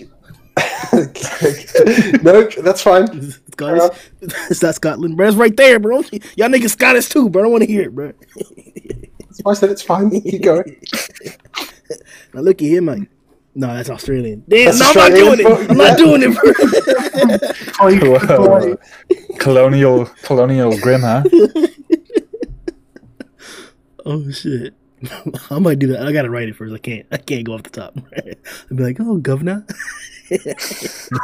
No. All right, so all right, let's take into account first the shape of the base, right? You see where the blade is. The blade Flashy's blade that broke is in the bottom portion of the spear. If you were to consider it like a jousting spear that knights had when they rode and they played that game, it's on the handle portion, not the part that actually stabs. Hey, yo, shut up, dog. So that tells us how much of the base was above the ground, above the surface, and how much of it was below. And you see approximately how much of it was left over in terms of depth, like even lower than where Saitama and Flashy currently are, the hole that they were at. I'm pointing this out because this is the clear connection here. This was lifted, and there's a hole in the ground. There's a huge hole in the ground with like little vine type rocks that are twisted in that manner surrounding the base. We see where Saitama and Flashy Flash are in regards to that big hole. We see them being able to look out. We see them being able to look, or we're able to see where the hole is from upward. Like this is a hollow space. You can see where Flashy and Saitama's position are, and they can see upwards and out of the big hole. Is that so far? Does that seem cohesive to what happened? Mm-hmm. Keep going. Yes. Okay. Carry on. Then, in the conversation between Monaco, Flash, and Saitama, Monaco decides to slither or sneak off. Whether it's the same hole where the spear was removed from, or if there's somehow magically a different hole, I don't know. All I know is that the place in which Monaco is looking through, she now sees what appears to be space and this huge thing that looks humanoid. The title page even mentioned, what's this thing staring at us? So this is not the hole. Like I heard people trying to claim that it was, or like, if you guys agree with how I explained it so far, then what they're looking at is not inside of the hole. They're seeing some type of illusion or something. And the only thing that's common amongst those three, in terms of contact, in terms of peculiarities, is the box. They all touch the box. So is it reasonable to say that this box is inducing this vision or illusion? Because I don't think that God is in this position here. I don't even, like, the base was just there. He's not under the base because we see where the hole is. Saitama and the guys are level with the hole. What they're looking at is level with the hole. And when we saw the downward view, that was not there. So God is clearly not in the hole. But when they look through their hole, God is clearly there. So I don't believe that God is underneath the base. What do you guys think is going on here? They're seeing inside of the box. The universe is inside of the box, just like that Futurama episode. This nigga said Futurama. Well, you don't remember the Parabox episode where there's all these parallel universes and they're all in their own boxes, and if you fuck with the box, you mess with that universe? Seriously? No. I haven't watched it. Yeah. Seriously, no, you watch that? There's too many Futurama episodes, bro. No, I don't. During good years. I never watched Futurama. I know of it though.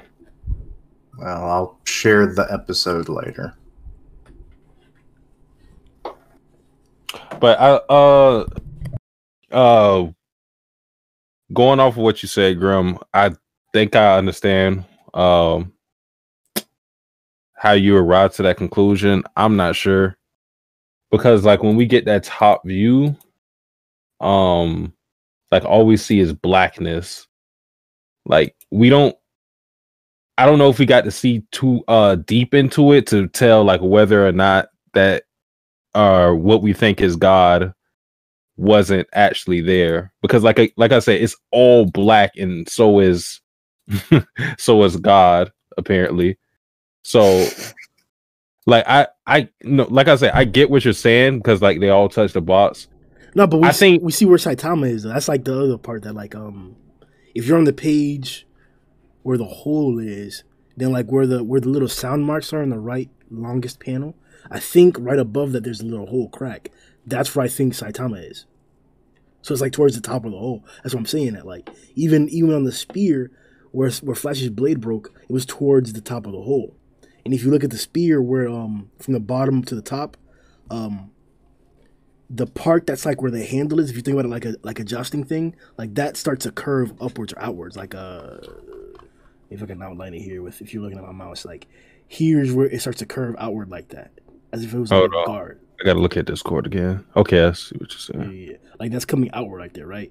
And that was already above the ground. So this really isn't that much distance right here.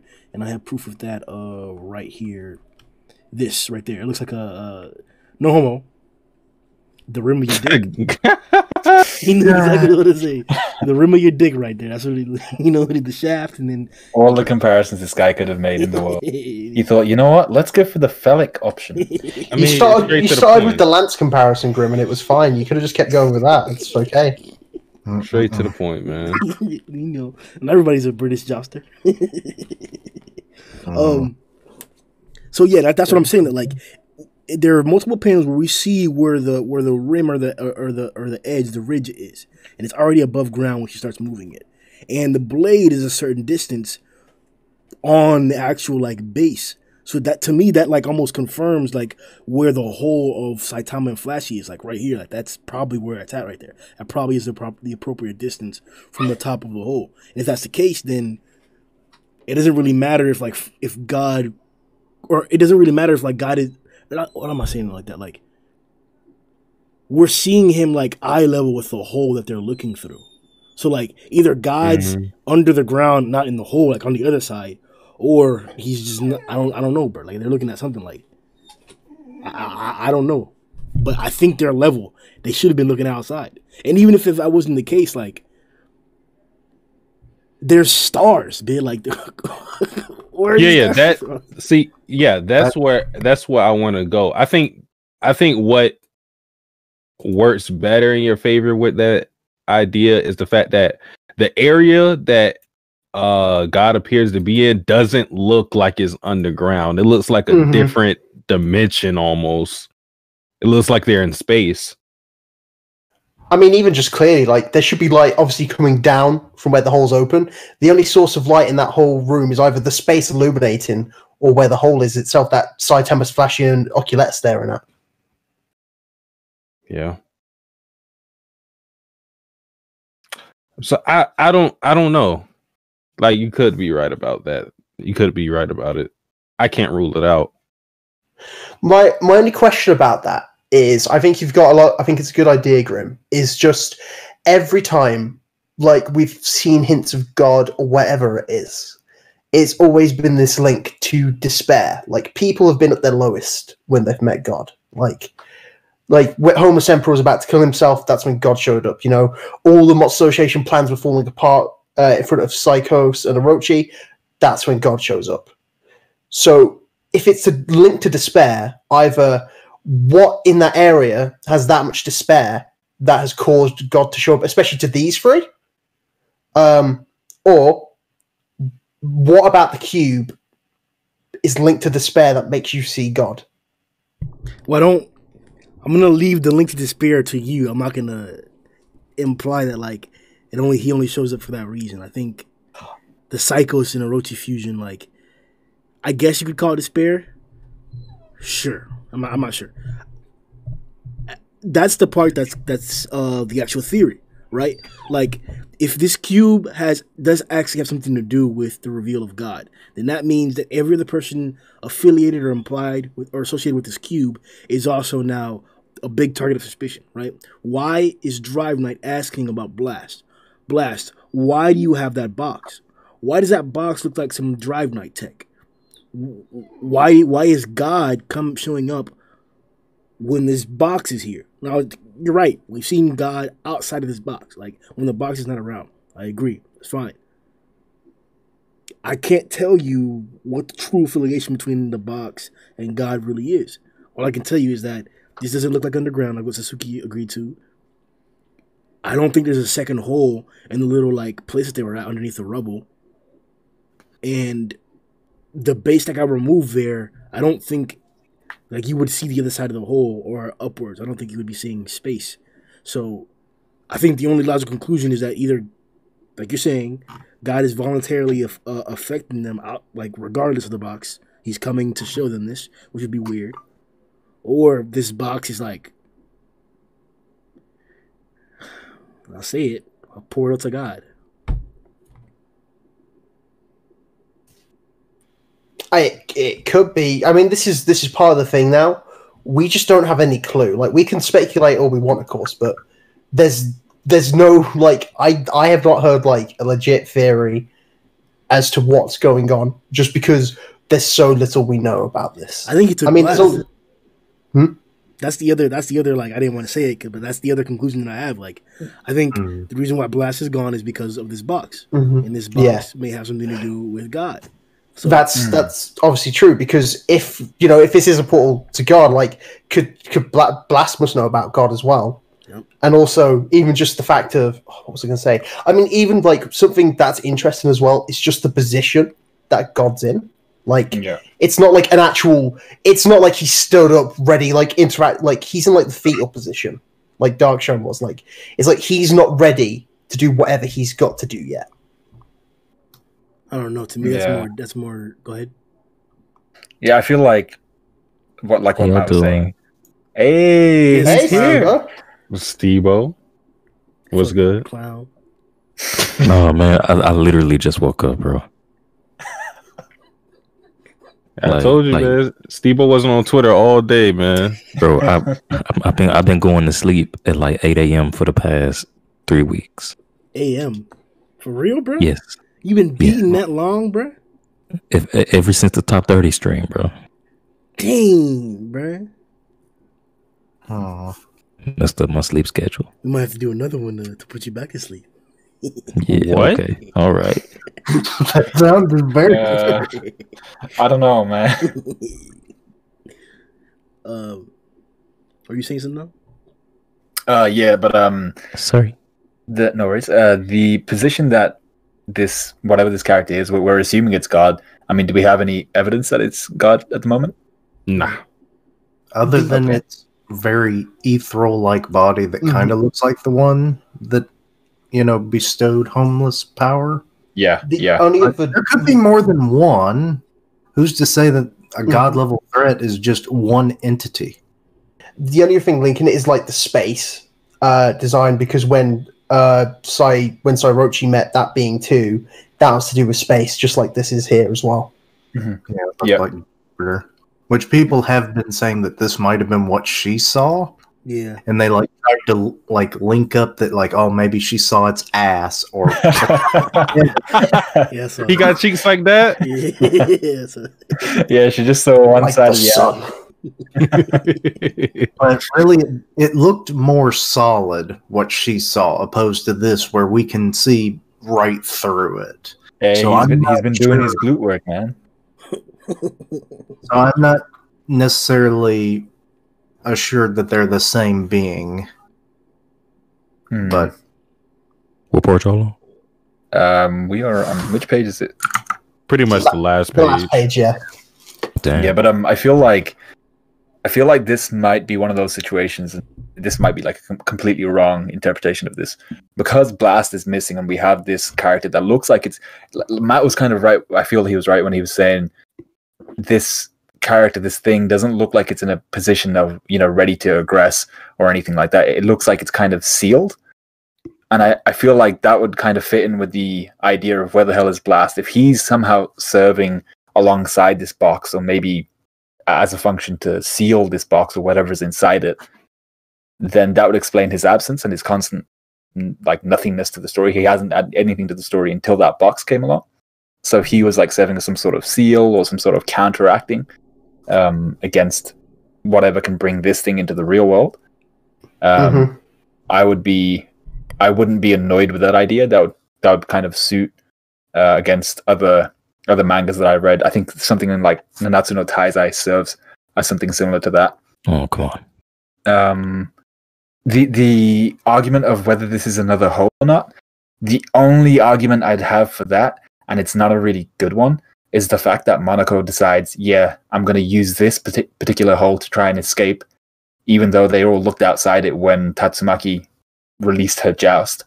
And I was like, where are you going to escape to? Are you going to suicide, or are you just going to jump down this pit? Exactly, bro. Yeah, That's the she was part. just gonna fall. That's the part that makes me really, really like uneasy. Like, where were you sneaking off to? Because this could this could be like I was saying. Like, I thought people weren't gonna understand when I said it, but you clearly understand what I'm saying. Like, there's a hole that's clearly pointing to the big hole that Tatsumaki just put his spear out of, but there may be another hole within that same little cavern that they're in. That may have been how they originally got there, or like how they were walking through, or like when they moved the rubble, it may clear it out. I don't know. It's too perfectly sized like the other one, so probably not. But that's something to be suspicious about too. Yeah, and just the way their bodies were positioned and everything, I feel like this is the exact same hole that was getting so much attention in the rest of the chapter. So if it was a second hole, I'd be like, there should have really been like maybe a different shape or a different construction. It should have been glaringly obvious that this was a different hole. So that's why I feel like this is the same hole. But I do agree with Satsuki, who I think said this is a different dimension, because I think we've already seen a different dimension with Phoenix Man, right? Who went into that whole kind of imaginary mental. Yeah. So if he has a different dimension, maybe it's something that's that particularly high level monsters can go into, or maybe it's something that this dude here is the owner of. And that's just where he's chilling, possibly sealed at the moment.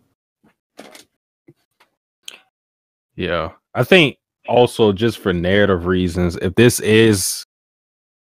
were to be in the real world where God is just resting right here underneath the earth, it'll just be weird that, like, even if he doesn't become an antagonist or anything like that, I think it would just be weird to have this discovery now in a story, because I don't feel we're anywhere near the end of One Punch Man, and this feels like in-game stuff. So I feel like this would only be like a clue to what we may see from God in the future. Like, I just can't see like all the heroes discovering this thing now in the story where we are. Not an antagonist, bro. This nigga said he want to kill all humans, and he's not an antagonist. I didn't say he wasn't. I said I can't see him being an antagonist right now in the story. Like, feel like it's too early. To be like the end boss. Yeah. I see what you're saying. Okay. It was way too early for God, because if anybody's God level, it would be God, right? True. Yeah. Yeah. Steve-O. Because technically, we haven't seen the God level 3 yet, have we? No. Okay. What were you about to say, Grimm? What's up, baby? What's good? What you got going on, baby? What you doing? Shit, bro. We out here doing that podcast. Oh, yeah. You read that chapter, right? Yeah, nigga. Shit, all the time, been gone. Shit, that bitch was fire as hell, wasn't it? Yeah, I seen the nigga sitting around, fetal position, doing that thing. Niggas doing that thing out there, bro. There's more niggas doing that thing out there, too, bro. Yeah, I don't remember nobody else. All I seen was God. You don't remember anybody else doing that thing? This nigga. It was that second to last page. That was all he cared. Yeah. When I seen God, everything else just like evaporated. Damn, bro. I really don't remember nothing else from this chapter. All the fucking. Oh, bro. Well, I guess he jumped in at the right point. Jog my memory, you know.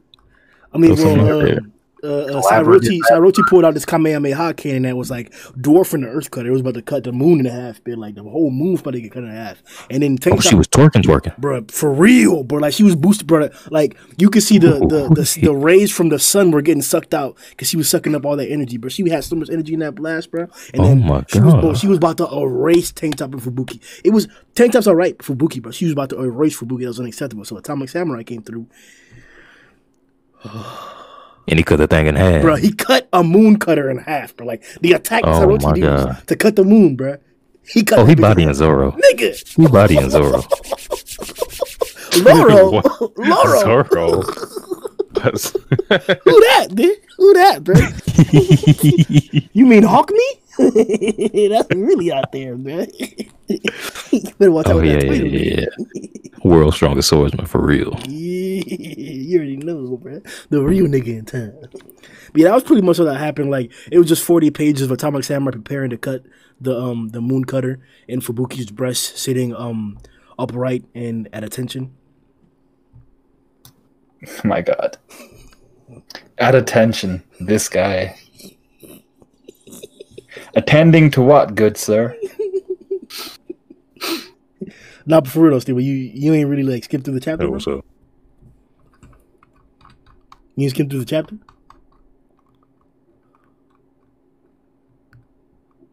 Can you hear me? Steve-O? Steve-O, you there? You live? Oh, I think he We're took a done? call. That's why he said, "Oh, what's up?" Okay. All right, but all right, let's finish up then, and then we'll give him a chance to like reiterate his thoughts. All right, but yeah, so back to the mystery, to the cube. I want to know how there's that much light in that room that they're in, that it's casting that much of a projection into the void. Plow. What? It's a plow. My bad. I was talking to my cousin. What you saying, Grimm? So you didn't you want the link to skim through the chapter real fast so you can give us your overall thoughts? Yeah. I'm just skimming that thing. It's right there for the It's in for the people. For the people. All right. So before, I see scans that. Anybody else have any more thoughts on the on this cube mystery here? Any final words? I've got an idea about what, like at least what I think might happen with the future of it. And obviously, you guys just get you guys' opinion on it. So, obviously, these three in particular have found this being here. I think this isn't going to go anywhere because of who's found it. So, obviously, like Flashy's there, like he's seen it, and if he goes to report it to the Hero Association, they might not believe it. They might like, well, we've seen a report, we've checked the hole, there's nothing there. And then in the future, when it goes to, we're like, oh, well, we've got other eyewitnesses. Who's there? It's like, oh, Kate Baldy was there. Kate Baldy, the hero who no one trusts, who's known for cheating and lying. Or same with, and he's like, oh, well, there was a monster there, a monster who's the enemy of the Hero Association. So, Yeah. do you think there's going to be something there with the fact that, like, these three are the ones who found it, and they'll be, and basically they don't have any, like, anyone who they could trust, like the Hero Association perspective, there's no one who they can trust on this fully to back up this claim. I don't think we have. Well, I can't even say that because Child Emperor literally just did that shit. Low key, it all works because these are the people that you would hide series breaking secrets from. Like this nigga Flash literally learned that Saitama's like gonna do that thing to him and all the niggas he knows. So like, I have no reason to believe that Flash is not going to keep that secret. I have no reason to believe he's going to tell anybody. Yeah, that really could be the case. Like, what the hell is this? What's going on here? But I just don't know enough, bro. Like, I don't know, like, how do you get out of this illusion then? Like, are they actually seeing this for real? Because that's light. Like, he pointed out, there's light from that cavern, or whatever that is, that cave, is getting and hitting on God. But that's obviously not there for real. From the clues that we have, the most sensible things that we can come up with, like, that's really, like, they're looking through that hole for real. Or, like, they're looking through the hole and they're seeing an illusion or whatever. So, like, why is that light affecting him like that? Like, why? Like, there's too many things here that I just don't know. Like, I can't say that he's not gonna, like, I don't know, bro. I just don't know. All I know is that, like, they touched the box bay and now they're seeing a different dimension. Actually, quick thing about the light. I think I might be chatting shit here, but didn't Monaco have like a backlit light, backlit eye? Even? Yeah. Like, doesn't her eye emit light? Is that Yeah, shit turned on right now? yeah. I mean, I guess Yeah, that would be the yeah. I got a question as well. Looking at the cover, we assumed that like, and like this, you could be like, you can obviously tell me if I'm being wrong here. Monaco, Oculette, she's sweating. Saitama and Flashy are looking kind of like, what's going on? Do you think only Oculette can see this? Maybe these two can't. Let me look at the. Let me see. Just the front cover. That's because that's like the best picture I've got of those guys looking at them. Ooh, that's a good point. Yeah, because the only thing there is Saitama's eyebrow. He's giving people like the people's eyebrow. Yeah, It's true. It's just because Flashy's got that same eyebrow as well. He's got the one eyebrow raised. Yeah. And I'm like, I say, it's just an idea. Yeah, because they could just be like looking out like, yo, shit, where the ground go that was in front of us. Because Oculette, is it Oculette or is it Monaco? It's Monaco. Monaco's what they call, but Oculette's like the official translation. Yeah, it's Okay, like cool. spermatozoon. Fuck out of here, man. Ew. Yeah, no, that's amazing. No, look, Grimm, That's okay. gross. The clown ass shit. Hell no. No, President Ugly. No. no, President Ugly. Oh no. What was Overgrown Poochie? How about that one? That was a great one. Gucci, nah. So many stupid names. That's terrible. Why would they do that? On purpose, bro. They do it on purpose, bro. Oh shit. That's a good point, though. I'm not sure. Yeah, I don't know. It's also in argument against, though. It could be because, of course, it's Saitama, and he just care about this kind of stuff. He's bored, like nothing really impresses him. But it's also because Flash is given that same face too. Yeah, and it could also be that. See, the only thing that I'm weirded out by is Oculette obviously seems afraid, and is that because she recognizes what she's seeing? Because from my perspective, and from the perspective of the whole we see, where light's emitting and we see the entire character of this being, they wouldn't be able to see the entire thing anyway. They'd only be able to see. Yeah. So exactly, Kishin knows that they'd only be able to see kind of like a certain area of his head or its head. So that's why I would be confused if I was in Saitama and Flash's position. But Oculette seems to know a bit more, as if like, oh shit, is this what I think it is? So maybe it's like some sort of deep mythology within monsters or something. I think she's been too afraid of like just stronger people for that to be the case. She's been really emotionally expressive. So I think this is another instance of like, oh shit, she doesn't know what this is and she's afraid. I think it's that. I mean, if she's just after everything that's happened and the next thing she sees is space in the ground, I think freaking out's pretty reasonable. Actually, Sundown, you mentioned like that, like maybe she knows something that's like part of the lore or whatever. Mhm. Well, that last page, the end page and everything, and we see that treasure room. There's a death mask of a sarcophagus that only has one eye. How many one-eyed characters have we seen that played any significant role?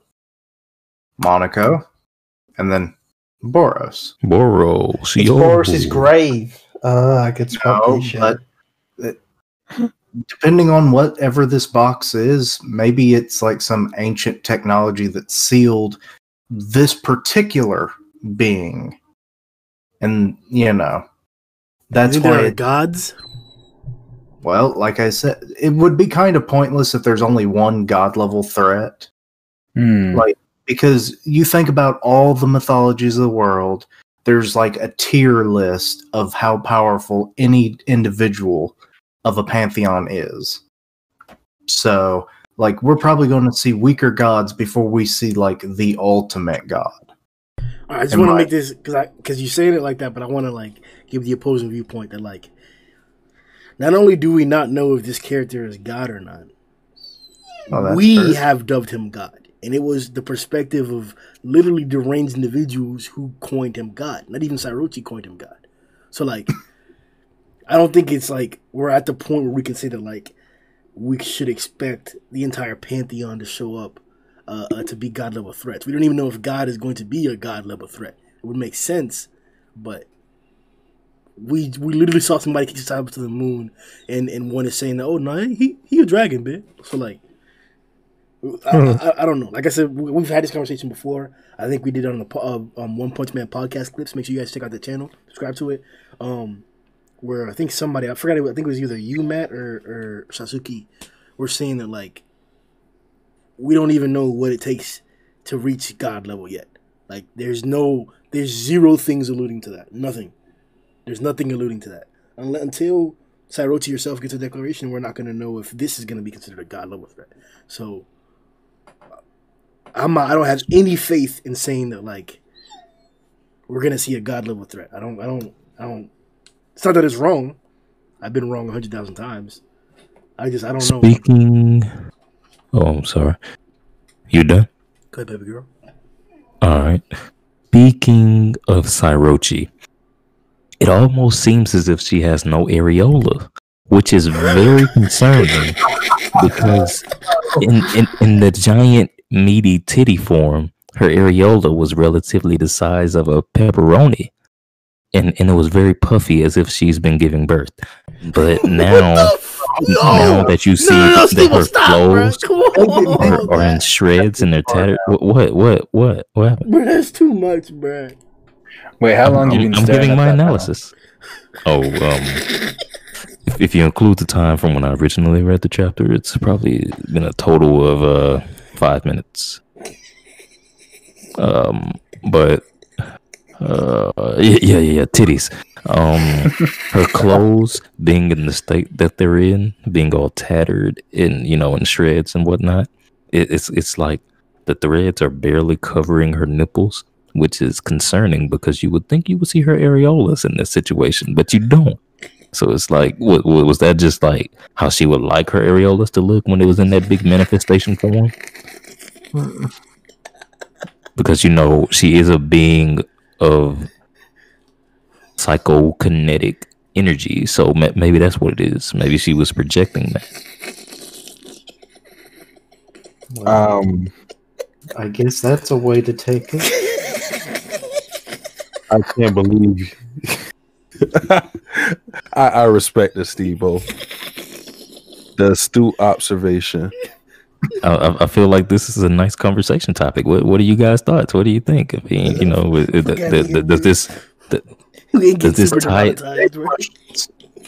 does this tie into her mind abilities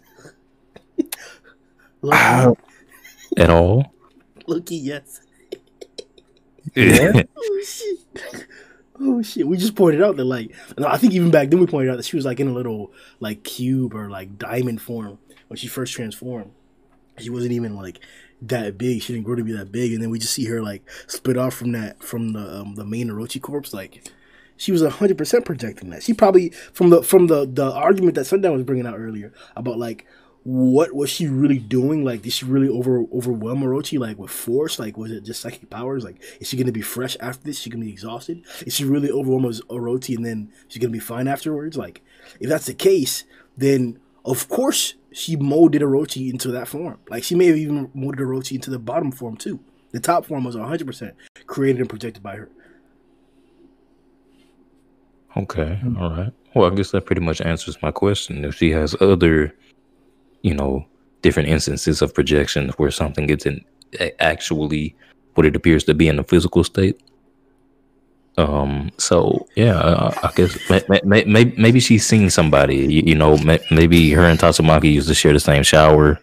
Maybe Tatsumaki got them areolas. Maybe she got them things, and she just felt like that's what I want for me. Bro, small titties, big areolas, not for me. Well, I mean, she still got them things, but she just wanted the areola to complement them things. No, I mean Tatsumaki, bro. Yeah. Oh, okay. Yeah. Tatsumaki, yeah, for sure. Little titties with the big areolas. Sometimes, just depending on the shade, it could be appealing. All right, we're done with this. We're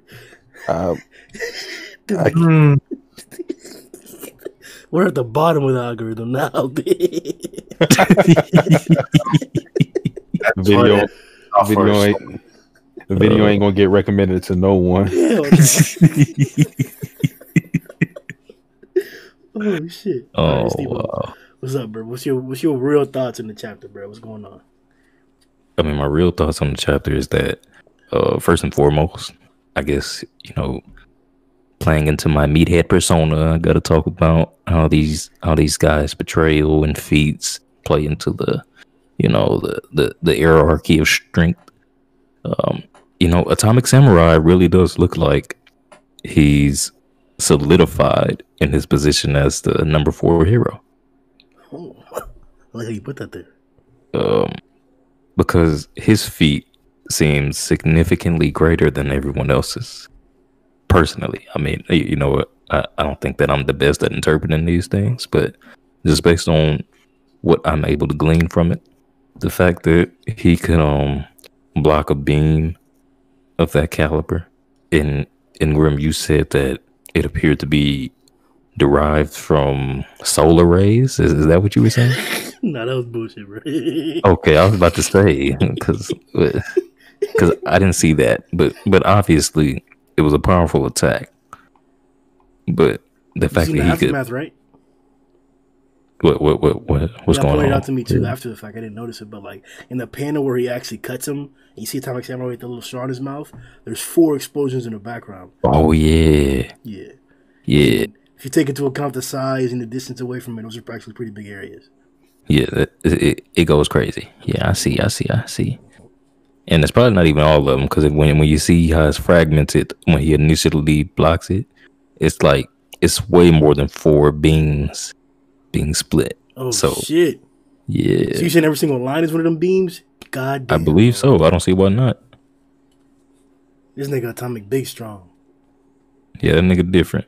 And then he goes on to slice the broad, which well he got help from Genos and Drive Night, but I mean it's not like that was something necessary. Obviously, seeing what he did prior to that, just in the previous panel. So then you got damn, what's this gay nigga name? Puri Prisoner. Hey, nigga. Okay. He doing the Dark Angel Rush, he doing that thing, pummeling that. But then you got Big Body Inward coming through with the tackle and doing that thing, kick missile. Like so it's really just it's showing like, Puri Prisoner, he's still kind of low on the totem pole because the big nigga come through and he bigger in his in the way that people see him, the way that he's portrayed, So it seemed kind of like he didn't got his stature back, because he was like curling up and he was like, oh no, I don't want to fight anymore, get me away. But he it seemed like he back doing the thing, man. So that makes me happy. Yeah. And then you got Bang and Bomb. They come through doing that thing, finishing them off with that dragon fist, super dragon fist. Yeah, I feel like Murata actually took his time to put these niggas in a position to where it looked like, okay, this is what he's capable of, and this is him compared to him, just to show exactly how they lined up. And I feel like based on their ranking, it kind of shows that that's the way it's meant to be. Like Tank Top, all he did was throw the building, and he like somewhere at the bottom next to Puri Prisoner. And then Puri Prisoner come through, punch. Then the nigga come through with one kick and like really did that thing. So it's like, it's really showing what they get. Y'all feel me? Know what I'm saying? I feel Yeah, and Tatsumaki, like, oh my god. Oh my goodness. Yeah, she came through with that thunder spear. She did that thing. That's an Attack on Titan reference. But yeah, she pulled the thing all the way up. She pulled the whole base out there. Man, Tatsumaki different, bro. Like, I like the way Murata took that webcomic, and he kind of like, he twisted it, literally and figuratively. He took them concepts and he put his own little, slap your mama flavor on there. Really did that thing to me personally. I'm still recovering. But yeah, Tatsumaki, man, yeah. What about God? Oh man, so I came out the gate talking about God. I said that was the only thing I remember from the chapter. Like, God, nigga, that's it. I mean, what else? What else? God, nigga, like, what else needs to be said? But honestly, I feel like I said earlier, I think God is gonna be like the God level threat, if anything, and I'd be shocked if he wasn't. But that's assuming that he ends up being a villain or antagonist, whatever you want to call him. I'm not really sure how the box comes into play with all that. I think that, I think y'all touched on this earlier, like how the box might be a sealing mechanism for God, and that's why he seems to be in a dormant state. But I'm wondering, how does the box end up here, unless it's more than one, which is a little more concerning, because what if it is more than one box, and the box that Blast has corresponds to another being similar to God? I am 100% am under the assumption that there are two boxes. Okay. All right. Well, yeah, because and maybe it'll be like Saitama's job to guard this box, but knowing Saitama and all of his aloofness, I don't know if that's a word, but he just wouldn't really care or even understand the magnitude of it, because not only is no one there to really explain it to him, but he's not as inquisitive or analytical to even really pick up something like that. So he'd probably fuck around and just like throw it in the trash, and it end up in the compactor, and it's gonna like crack or whatever, and God gonna be loose, and just be God in this thing. You know what I'm saying? Interesting though. I didn't think about like the possibility of there only being one box. Because if that's the case, then like, Blast lost the box. Yeah, and that just don't seem right. Like, because he was holding on to that thing, Because the other assumption, at least in my belief, is that the reason why Blast is gone is because of God. So that would actually make sense. Like, what if this box is actually a portal to God, and by touching it, I don't like the whole seven deadly sins reference, but what if you're sealed? What if something happens to you? I don't think that's very likely to be the case, but some of that is likely.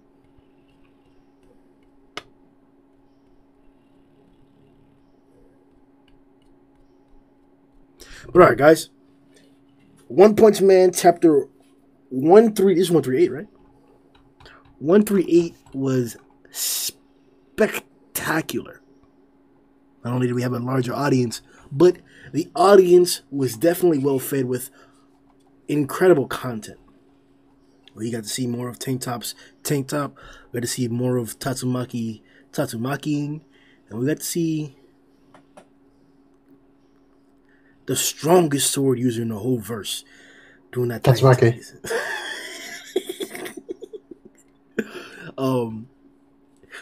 We have more thoughts about this chapter and about One Punch Man in general. If you want to hear them, check out the links in the description for all of our channels.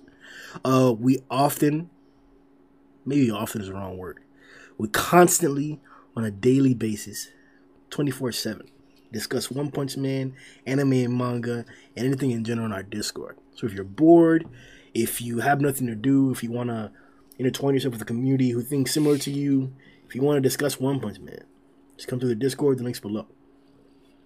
Make sure you subscribe. And, what do you think, bro? Like, Tatsumaki with a tank top or Fubuki with a tank top? Like, I would actually like to see Fubuki with a tank top. That would be definitely like the latter.